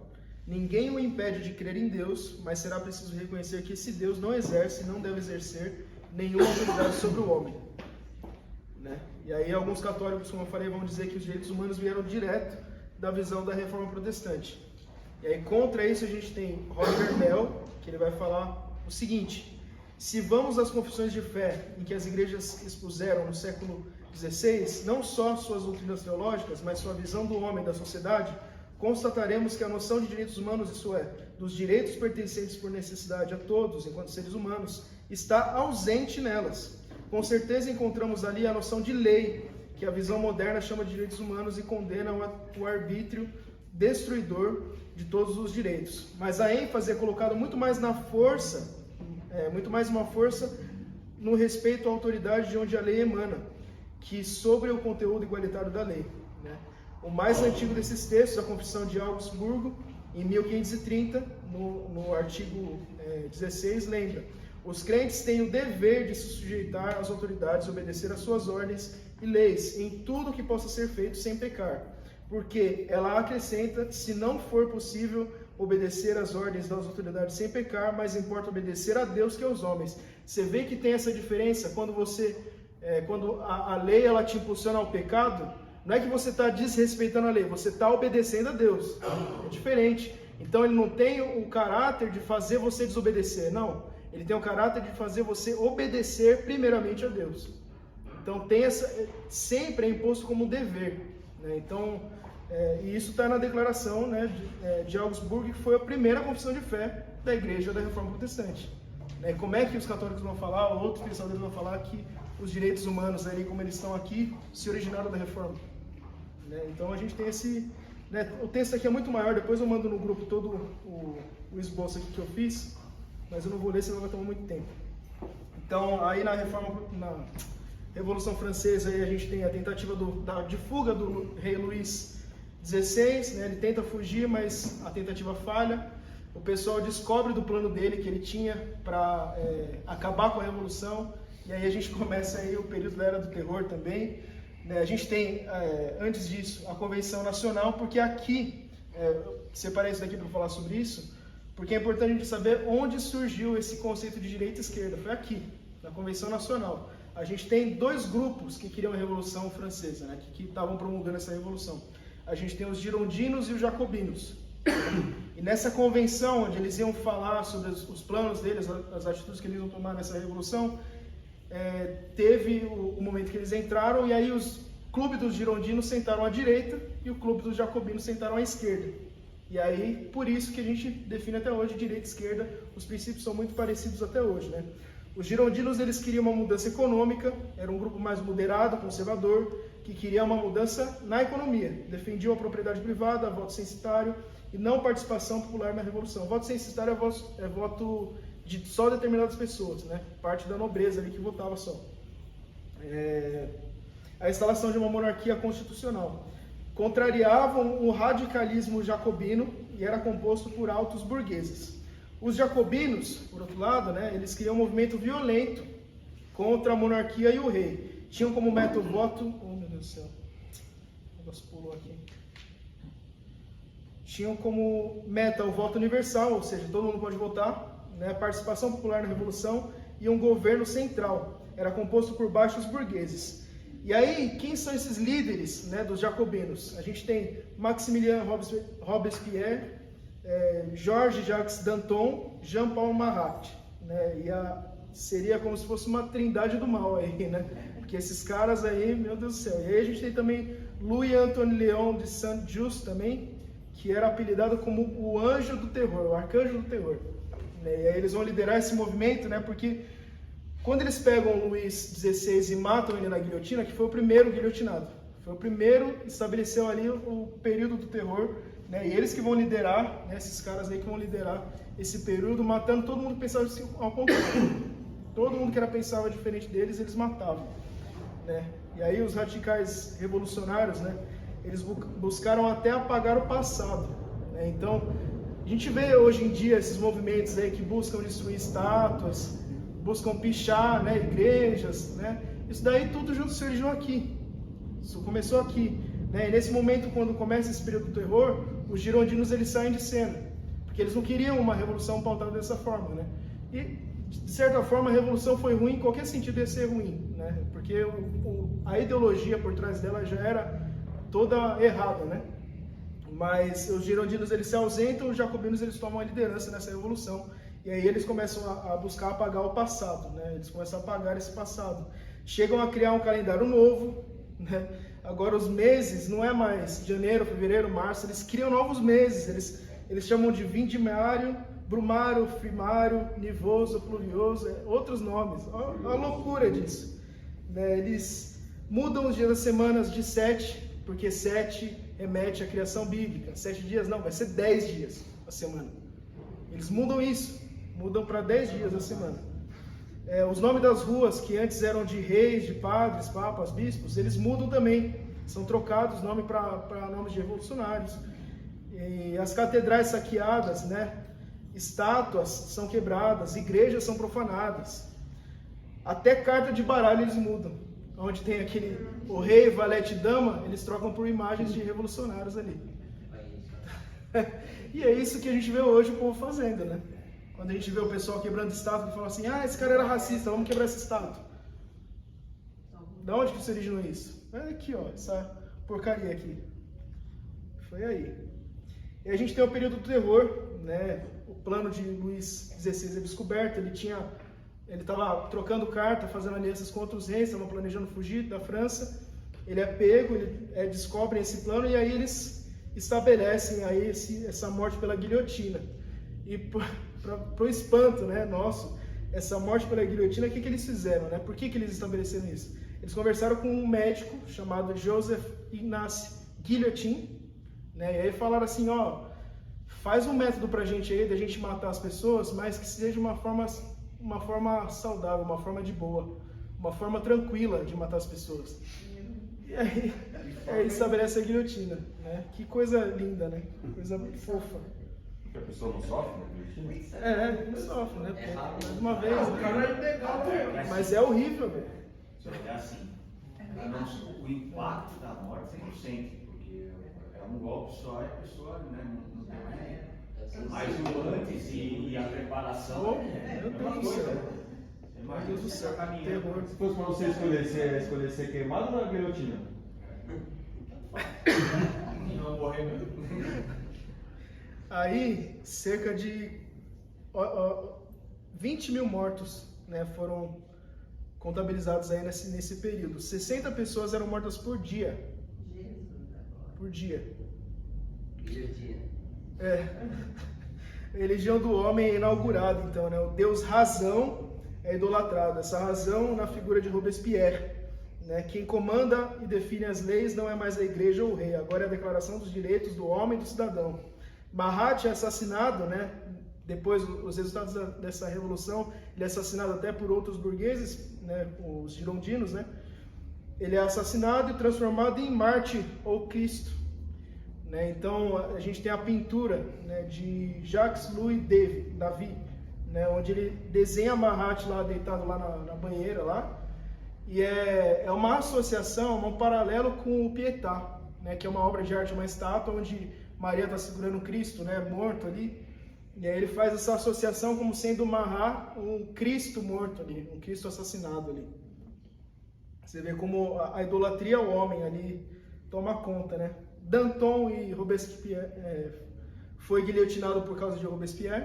Ele manda guilhotinar Danton, na loucura dele, achando que Danton tinha traído ele. Né? E aí tem o golpe de 9 de Thermidor. Thermidor era um dos meses que eles definiram. Né? E aí nesse dia 9 de Thermidor, né, Robespierre e Saint-Just são presos. E aí nessa prisão, Robespierre, em desespero, tenta se matar, atira no seu maxilar, né, e é deixado agonizando por 3 dias, ele não morre. Né, e aí por 3 dias ele fica lá agonizando e depois é guilhotinado também.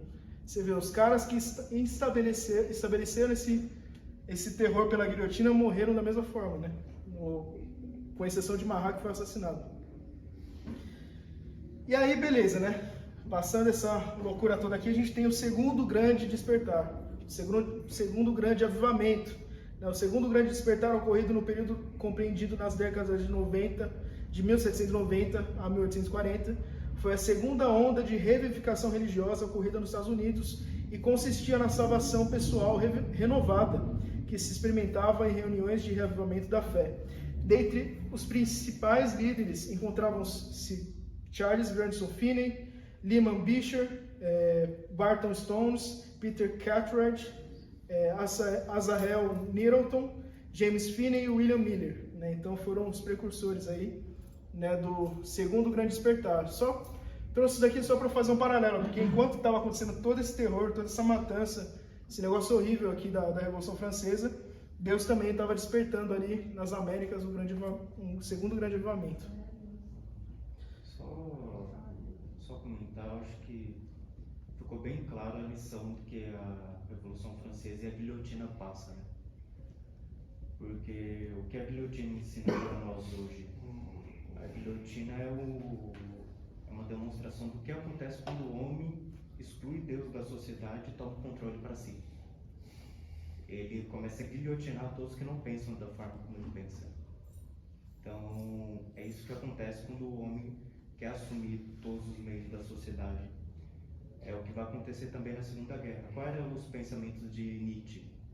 De que o homem por si mesmo conseguiria se tornar um super-humano, usando da sua razão e da sua força de vontade.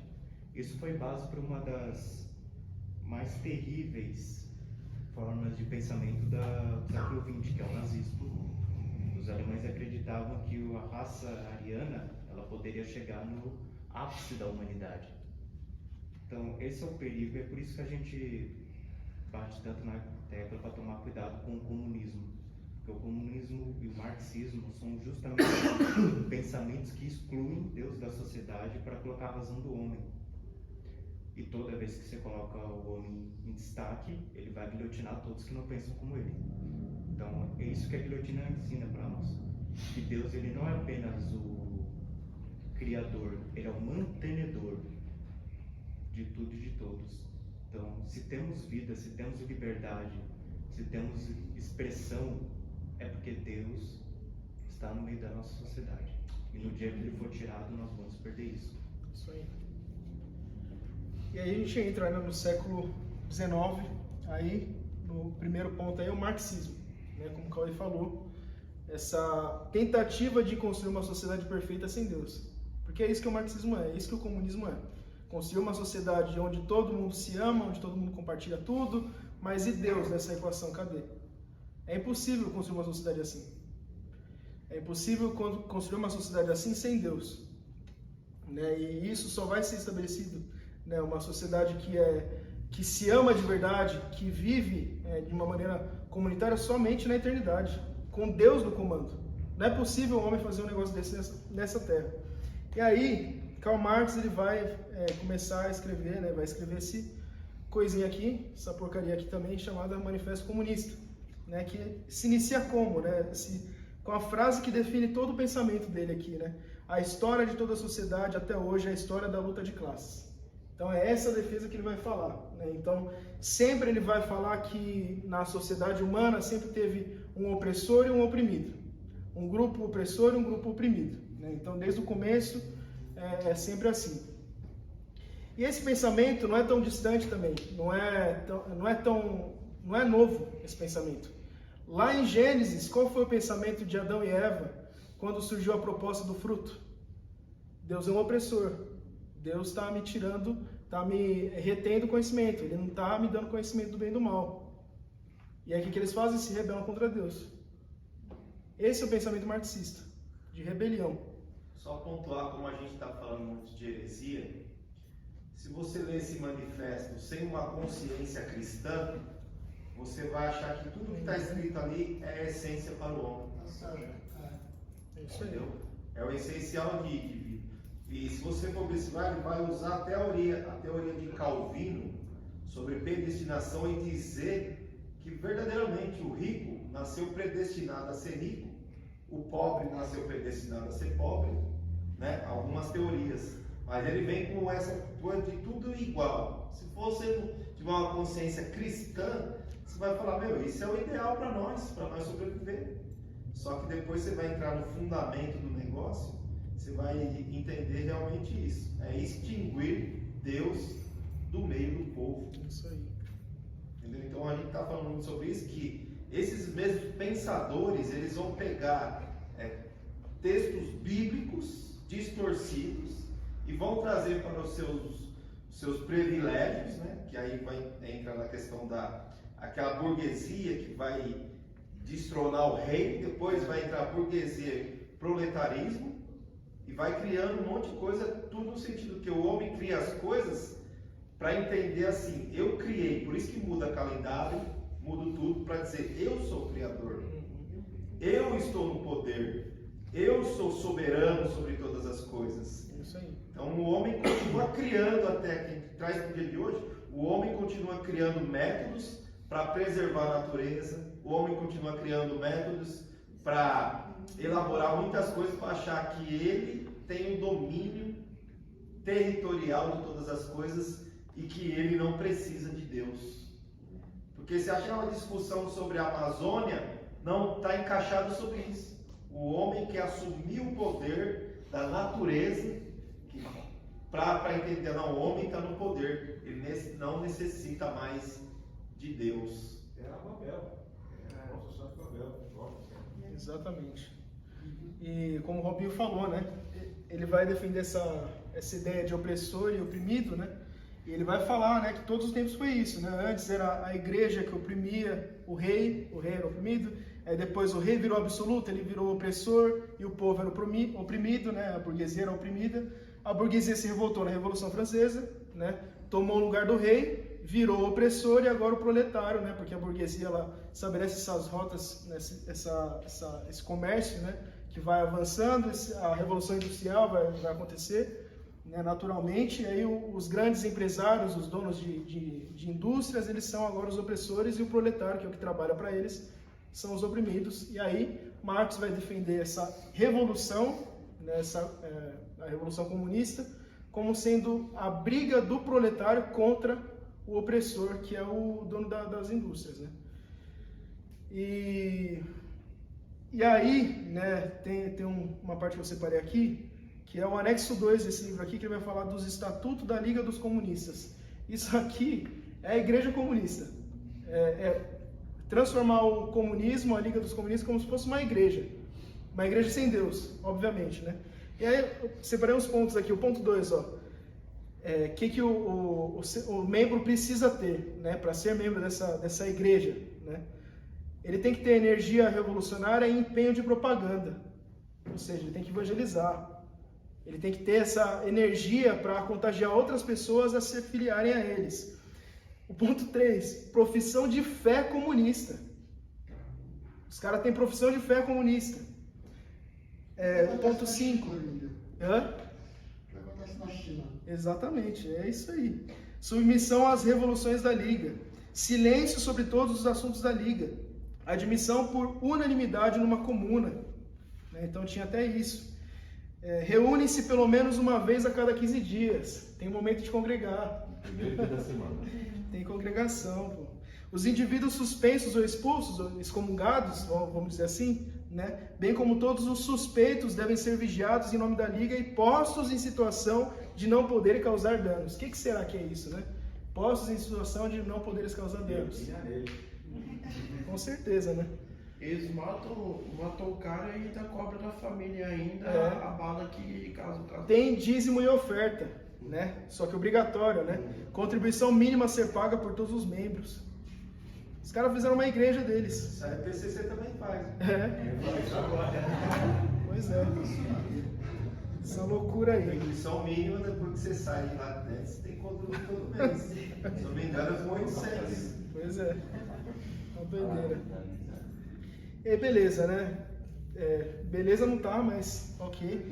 Aí a gente chega num cientificismo, né? Que aí é a ciência acima de todo, né? É o Deus Supremo agora é a ciência. Né? E aí a gente tem movimentos como darwinismo, determinismo, positivismo, né? Tudo voltado para a ciência, sendo maior do que qualquer filosofia, pensamento ou religião. Né? E aí eu indico uma série muito boa chamada Guerra do Imaginário. São 3 episódios que falam sobre isso, sobre essa briga contra o cientificismo. 3 homens aí que vão bater de frente com essa cultura aí, que é Chesterton, C.S. Lewis e Tolkien. Né? Então é muito bom, vale muito a pena ver. E Chesterton, inclusive, ele escreve um livro chamado Hereges, e é justamente combatendo as ideias cientificistas do tempo dele. Tolkien e Lewis são inspirados até por Chesterton nos posicionamentos deles. E aí a gente tem a Primeira e Segunda Guerra Mundial, provando que o homem sem Deus vai fazer besteira. Né? Enquanto o Rousseau vai falar que o homem é bom, a sociedade corrompe, né? Esse pensamento por detrás, ele revela que o avanço da tecnologia, o avanço do conhecimento humano, né? do entendimento, o racionalismo humano, ele vai trazer uma paz para o ser humano, ele vai trazer uma paz para a sociedade. Mas isso, o que vai acontecer? Vai desembocar na Primeira e Segunda Guerra Mundial. Porque o homem, ele quer ser Deus nessa situação. O homem querendo ser Deus, ele não quer disputar com outro o poder. Ele não quer disputar com outro homem querendo ser Deus como ele é. Então vai ter guerra, vai ter conflito, vai ter esses choques aí, porque um homem que quer ser Deus, ele não quer disputar a glória com outro homem que quer ser Deus também. Então, é a falha total da humanidade, né? A falha do ser humano em se tornar Deus. Aí a gente tem a Declaração Universal dos Direitos Humanos, que aí é a fundação da ONU, né? Depois da Segunda Guerra Mundial, né? O homem tentando reparar sua falha de novo, né? De forma fracassada de novo. Né? A gente tem o existencialismo, em 1950. A gente tem a teologia da libertação e teologia da missão integral. Gente, cuidado com isso. Cuidado com isso. Vocês ouvirem falar de teologia da libertação, teologia da missão integral, corre. Sabe o que é isso? É você ler a Bíblia com isso aqui por cima. Aqui, ó. É você ler a Bíblia com a visão comunista por cima. Ou seja, o seu foco não é mais a glória de Deus, o seu foco é as ideias comunistas. Então o pessoal vai pegar a Bíblia e vai tentar encaixar na visão marxista.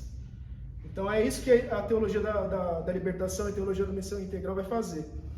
A teologia da libertação, ela surge em 1960, acometendo principalmente as igrejas católicas romanas, e a teologia da missão integral em 70, indo direto nas igrejas protestantes. Então, Com o apoio da ONU. com o apoio da ONU, com certeza. André, uma pergunta, fugindo um pouco do assunto. Que nem o anticristo, ele vai vir com guerra e instalar o poder dele, ou ele vai vir em paz? Tipo assim, instalando o poder dele em cima disso aí. Eu creio que vai ser um período de paz primeiro, né? Depois que ele vai... Ele vai vir como depois que se ele vai... fosse um super-herói para salvar a humanidade de alguma coisa que está acontecendo. Aí ele vai vir com o poder bélico, o poder religioso e poder político. Uhum. O anticristo, ele vem como Cristo, na verdade. Trazendo a paz que o mundo tanto anseia. Unindo tudo isso aí, de uma Unindo vez. tudo isso aí. Todas as religiões em uma só também. Político, econômico. Só para contextualizar, recebi essa semana um artigo de uma agência católica, inclusive, né? E esse artigo diz que eles estavam lá criticando a ação do Papa. O que o Papa fez esse dia?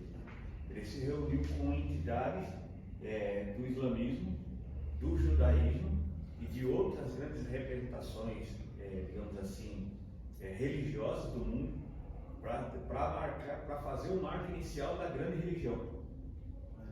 O site católico dizendo isso. Então qual é a ideia? No meio de um monte de conflito, né, não necessariamente guerra, mas conflitos ideológicos, armamentícios, políticos, vai surgir a figura do anticristo, porque ele vai trazer direção para essas coisas. Né? Então não necessariamente guerra, mas o conflito ele tanto é na questão existencial quanto na questão política. É por isso que o Papa tá querendo aquele negócio do ecumenismo do Papa. Entendeu? Isso aí. É isso que ele quer É a implantar. junção de todos, né? De tudo junto ali. Né? E aí, o que a gente tem, né, nesse período também, né, com a teologia da libertação, né, essa visão, essa lente marxista por cima da Bíblia, né? A gente tem a teologia negra também dentro das igrejas. E o que isso causa? Só causa mais luta de classes e segregação racial. É isso que causa. Porque aí o negro ele se vê como oprimido e o branco como opressor. Então já começa essa luta de classe. Então separação do ser humano. Feminismo, né? Aí entra em 60, 70 a revolução sexual, né? A ascensão do feminismo, do progressismo, né? Então vai a desconstrução do papel feminino, o clamor pela liderança feminina e a submissão do homem. E aí eu separei até duas perguntas aqui. O que é ser líder? Qual que é a função do líder? Né? Tá gravando? Tá. O que é ser líder? Qual que é a função do líder? Porque essas pessoas elas vão olhar, né, o homem como sendo algo além da mulher, né, acima da mulher, né? Mas pelo fato de Deus ter colocado o homem como líder, não quer dizer que o homem seja mais do que a mulher, né, ou que a mulher seja menos que o homem. Não quer dizer isso, né? É por isso que Jesus vai falar que o marido ele tem que amar a sua esposa como Cristo amou a igreja. Ele morre pela mulher. Então essa liderança que Deus coloca sobre o homem é nesse sentido, é de morrer, de dar a vida pela mulher, né? É de dar a vida, é de ir para a guerra também, né? E aí o feminismo ele vem contrapor todo esse ideal que vem de Deus, ele vem em direção a isso, né? Colocando a mulher como uma figura masculina também. O feminismo ele simplesmente ele prega que a mulher não necessita do homem para nada. É isso? Sim. Entendeu? Então eu já vi Independente muitas total, né? com esse pensamento. E aí em 80 a gente tem a ascensão aí do neopentecostalismo, né, a teologia da prosperidade com opção positiva. Porque o que acontece em 80? Né, só para fazer um paralelo. Porque começa acho que Benny Hinn é um dos precursores, né, desse movimento aí, né, de você declarar. Irmão, para você conquistar a sua bênção, a sua vitória, você tem que declarar. Você tem que falar que isso aí vai atrair sua vitória. Primeiro, de Deus, né? Tem que exigir de Deus. Tem que exigir de Deus Tipo também. que nem a Universal fala, você me cura, senão rasga a Bíblia. É, isso aí. É você fazer barganha com Deus, né? E aí o que acontece? Muitas pessoas nesse período começaram a enriquecer de verdade mesmo. Mas por que começaram a enriquecer de verdade? Nesse momento dos anos 80, também ocorreu um milagre econômico. Na economia geral ali do Ocidente subiu muito, né? Depois da guerra, depois de tudo depois da crise de 19 também, de 20, né? Crise de 29. 29, isso. Falei errado, desculpa. O mundo ele experimenta essa ascensão econômica, né? Então aí já junta o útil ao agradável, né? Então a teologia da prosperidade ela ganha palco, ela ganha público, ela ganha força, vem para o Brasil e até hoje está aqui muito forte até hoje, né? O povo ele passa necessidade, ele passa por problemas financeiros e aí os que defendem, os hereges que defendem essa ideologia vão apelar para a necessidade do povo. Então vem para a igreja, dá seu dízimo que você vai receber tanto. Dá a sua oferta que você vai receber muito mais. Né? Então tem esse apelo materialista. André, e qual que é a diferença deles para aquele prova que fala em Malaquias lá? Tipo assim, de provar o Senhor seu Deus. Que fala em Malaquias. Fazer prova de mim? Giba pode explicar? O contexto lá é importante entender o contexto. O que Deus está dizendo lá? Deus está dizendo uma lei de causa e efeito. Então ele está dizendo o seguinte: se você confiar em mim, você vai colher. Agora, se você não confiar na minha ação, aí você vai colher também. Por isso ele está dizendo: o fazer prova é aquilo que eu já disse para você fazer antes. Então, o tempo da série, o tempo da cura, o tempo da espera, o tempo da provisão, o tempo da manifestação, o tempo de você aprender, você vai colher as benesses dessa espera. A partir do momento que você também não provar aquilo, ou seja, não colocar em prática aquilo que a gente lê, você também vai colher. Por isso que fala que você rouba a Deus. Você está roubando no sentido de você não absorver aquilo que Deus está dando. Então Deus desperdiçou tempo, instrução, manifestação, entre aspas, estou dizendo assim no nosso linguajar. E a gente está roubando Deus nesse sentido. Ou seja, é essa a diferença, né? Quando eu dou o dízimo, quando eu dou minha oferta, eu confio que Deus vai suprir aquilo que me faltar. Nada vai me faltar em Deus. Mas a teologia da prosperidade vai diferente. Fala assim, dá seu dízimo, a sua oferta, que você vai receber muito mais. Você vai receber muito mais do que você precisa, mais da sua necessidade. Né? Então você vai enriquecer muito mais. Então é esse apelo materialista. O Deus é o dinheiro, né? Nesse caso aí. Tem uma diferença. A diferença ela é simples e prática. O que Malaquias está dizendo é uma referência a outra passagem que diz: o que o homem plantar certamente colherá. E o que a teologia da prosperidade diz você pode obrigar Deus a fazer alguma coisa. Então, quando você dá dízimo na teologia da prosperidade, vocês estão dizendo que você pode obrigar Deus. Se você fizer isso, Deus é obrigado a te dar algo em troca. Já Malaquias, ele disse que se você plantar, certamente colherá. Você não sabe o tempo, porque quando você planta uma semente, você não sabe quando ela vai brotar, se ela vai brotar e se vai dar fruto. Então, quando você planta uma semente, você depende de fé. Quando você vai na teologia da prosperidade, você vai como um rebelde querendo obrigar o filho pródigo, né? Pedindo para o pai herança. A gente volta para obras, né? Por meio da minha obra que eu vou... Não é pelo meio da confiança, da fé em Deus. Só uma outra dúvida também, já que apresentar esse assunto de dinheiro aí. Que nem a dúvida que eu tenho. A pessoa tem uma má administração financeira. E aí, os 10%, assim, ou ela paga uma conta ou ela dá o dízimo. O que seria assim? Tipo, acho que os caras devem falar que isso é errado também, você não dá o dízimo. E ele deve ser uma forma também de os caras coagir as pessoas. Esse não dar o dízimo pela pessoa não ter um domínio da finança dela. É errado? Tipo assim... se ela não dá o dízimo, ela vai cobrir um erro com outro erro, né? A própria Bíblia... Que é o erro da má administração com o erro de... Exatamente. A própria Bíblia fala que quem não cuida da família é pior do que os infiéis. Então, é uma questão delicada, sim. Quando você não tem dinheiro para dar o dízimo e você quer dar o dízimo. Mas, assim, cuide da sua família. Então, nesse momento esse momento de dificuldade não é o momento que você pede dízimo, que você dá dízimo, é o momento que você pede ajuda para a igreja. Aí quando você se estabilizar, você volta a dar auxílio para a igreja. Que é um dos motivos. É só completar o que o Ari está dizendo para não perder esse raciocínio. Uma coisa é a pessoa não administrar, ou seja, ela quer ter mais do que ela tem condição de ter. Isso é uma coisa. Outra coisa é infortúnios da vida e a pessoa está privada da condição. Isso é o que o Cauê está dizendo agora. Então, infortúnios podem acontecer em todo momento. Por exemplo, o pai de família perdeu o trabalho, não conseguiu se recolocar, tem aluguel, tem despesa, tem tudo. Se ele não der o dízimo porque ele comprou leite para a família, isso não é um pecado. Agora, o pecado qual é? Eu deliberadamente ter a condição de ofertar na casa de Deus e eu preferi guardar esse dinheiro com medo de que isso falte para mim depois. Gastar os deleites pessoais. Exatamente. Então, aí o que eu preciso? Se eu aplicar os princípios bíblicos que a própria Bíblia nos dá, ele vai falar qual é a ação que você tem que ter. Bom, os meus recursos, primeiro, eu tenho que pensar no meu ano sabático, digamos assim. Então eu vou me organizar para que daqui 7 anos eu tenha condição de não ter nenhuma dívida. Então eu vou me organizar para isso. Estou dando só um exemplo, né?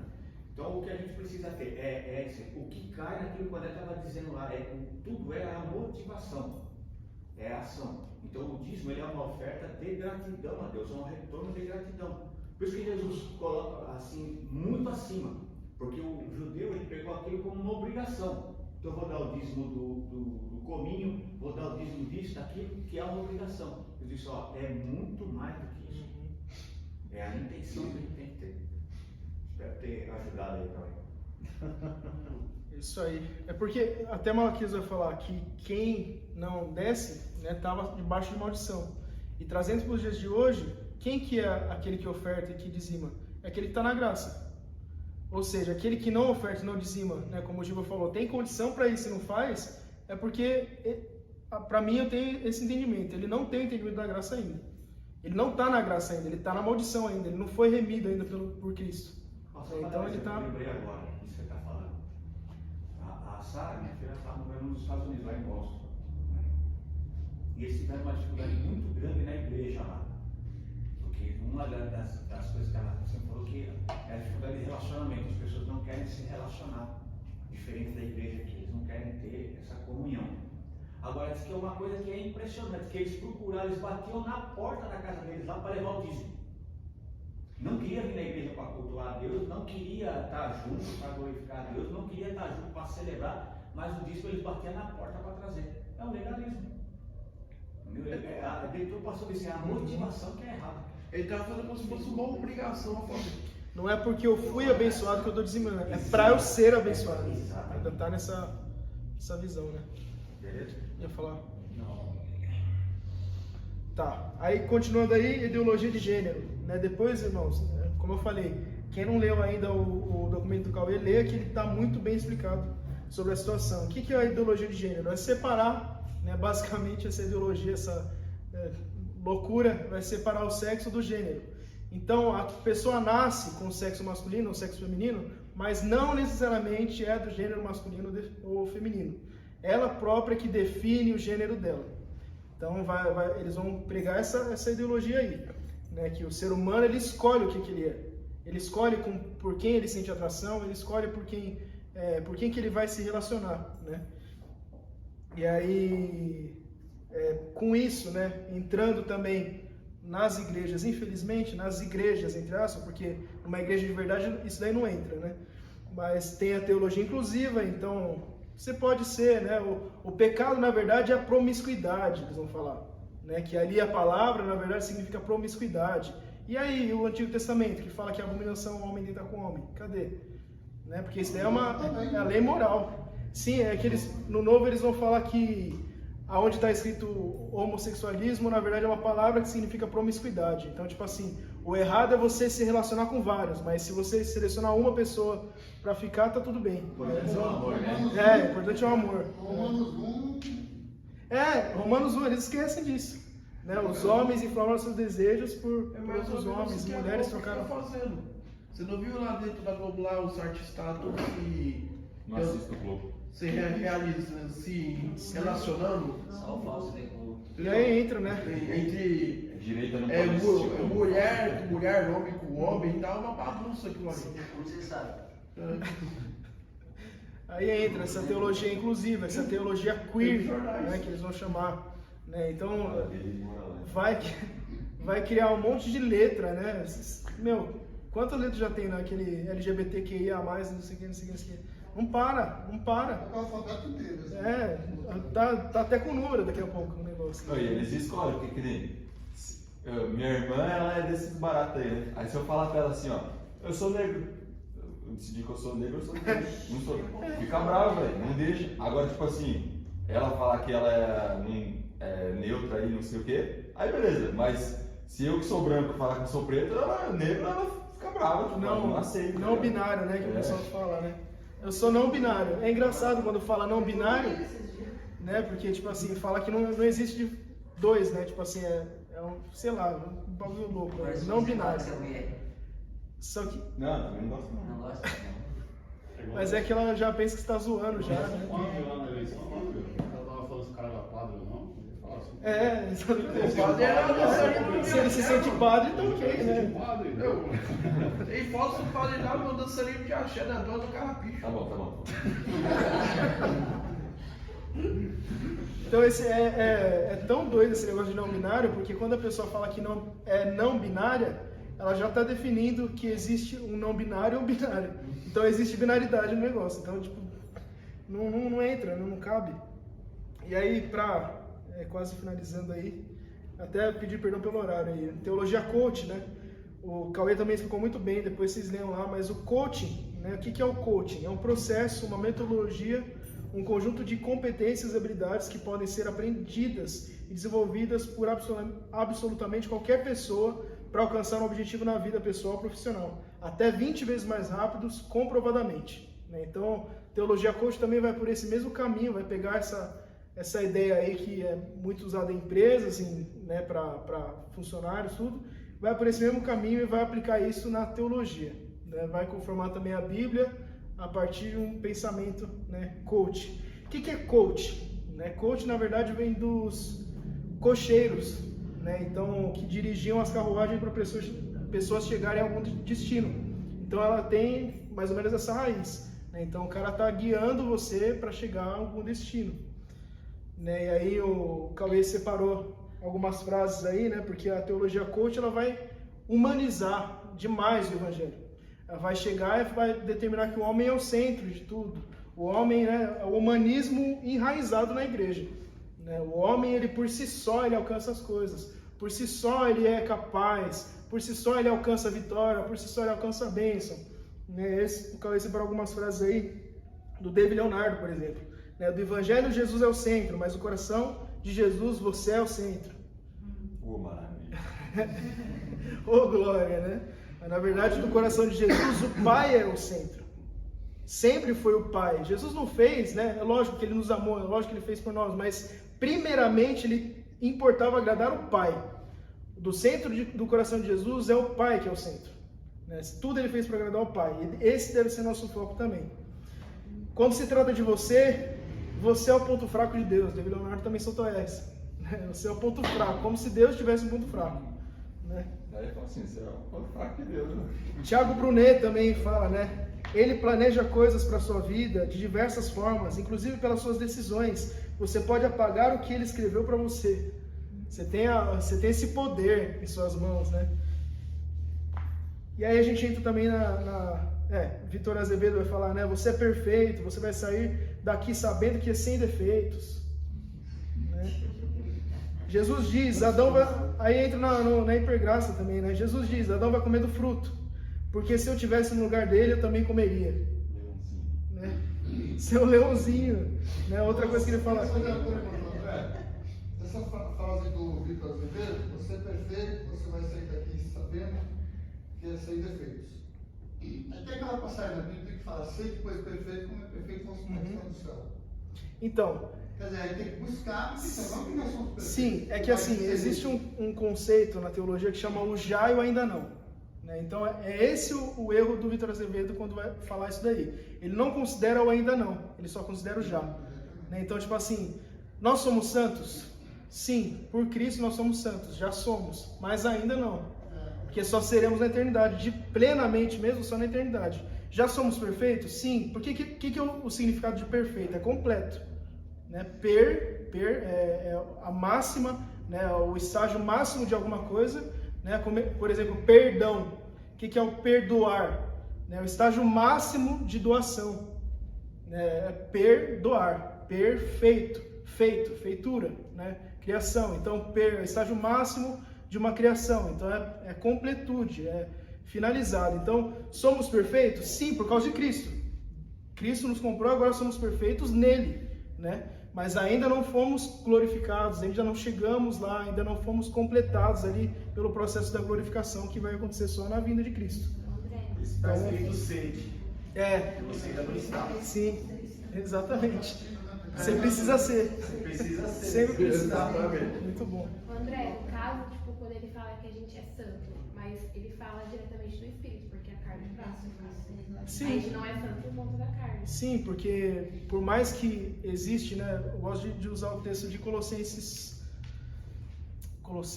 acho que é Colossenses 2, que vai falar assim, que a circuncisão de Cristo, né? Ele fez o despojo do corpo da carne.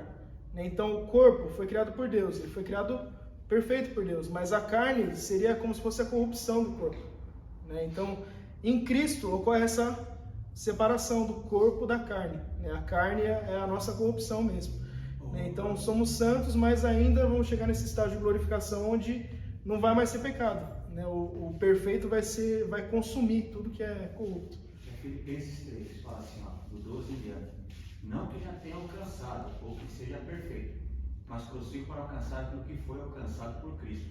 Irmãos, não julgo que haja alcançado, mas uma coisa faço, é que esquecendo das coisas que para trás ficam, avançando para as que estão dentro de mim, prossigo para o alvo, pelo prêmio da soberana vocação de Deus em Cristo Jesus.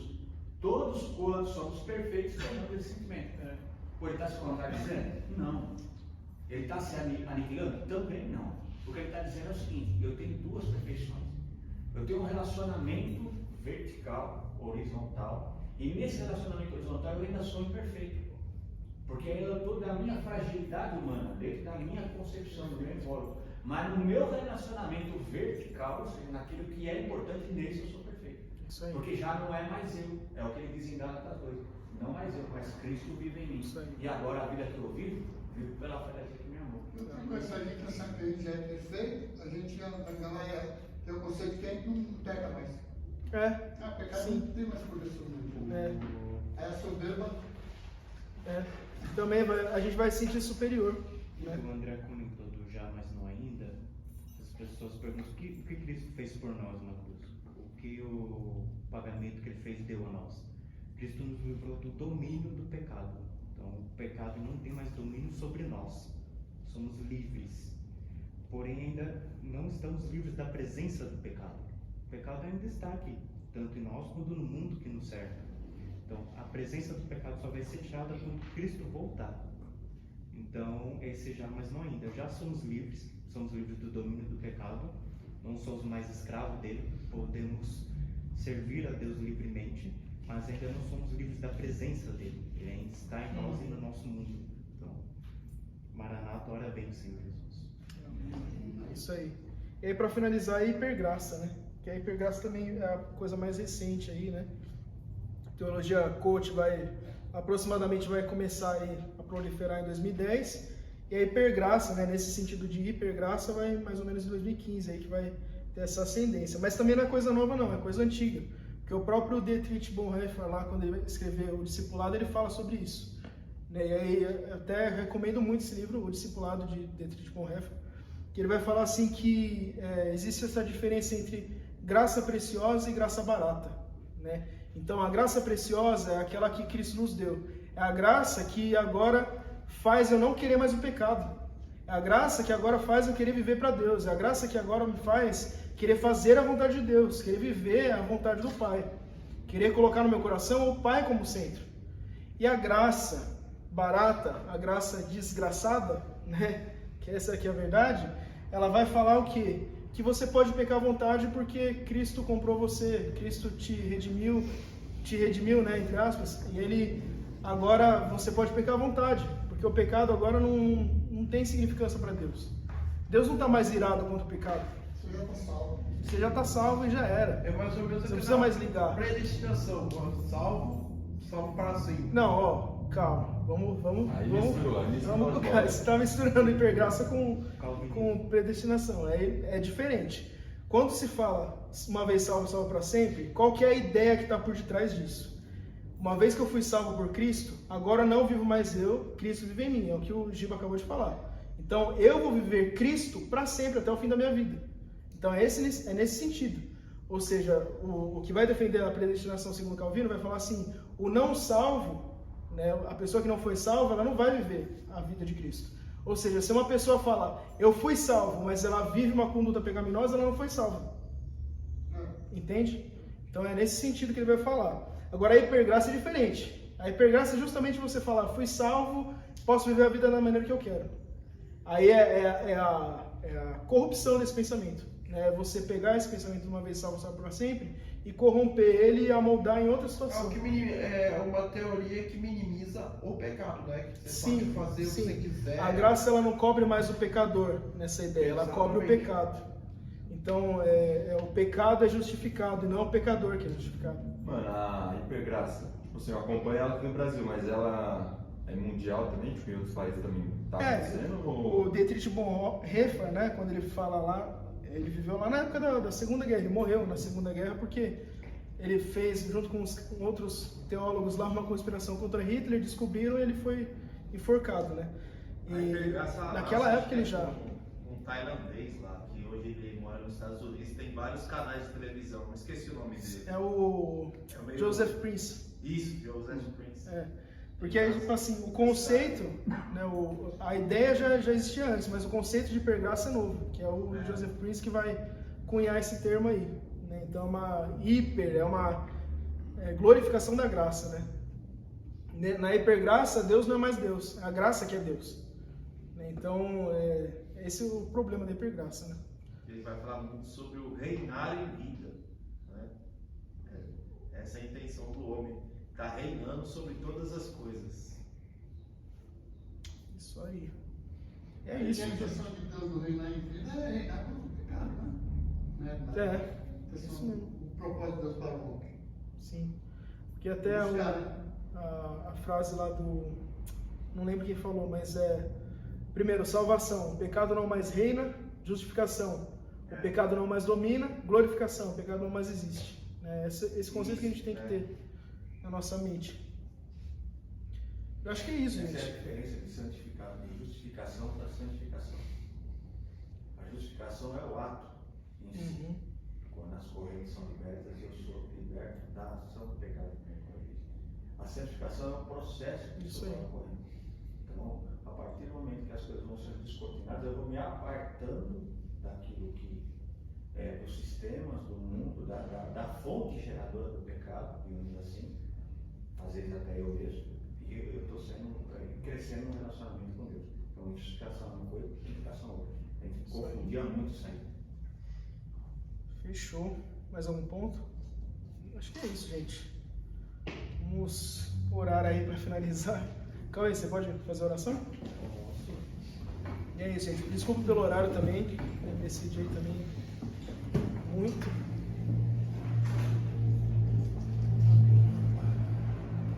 Deus Pai Todo-Poderoso, graças te damos por essa aula, te damos graças por essa aula que foi benéfica para nós. Que seu Santo Espírito, Pai, possa acolher cada palavra e plantar, Pai, em nossos corações, para que não nos esqueçamos, Pai, do perigo das heresias, Pai, do perigo das ideologias. Que o Senhor nos guarde nossos pensamentos, renova nossos pensamentos para o louvor da Tua glória. Em nome do Senhor Jesus. Amém. Amém. Isso aí, gente. Glória a Deus.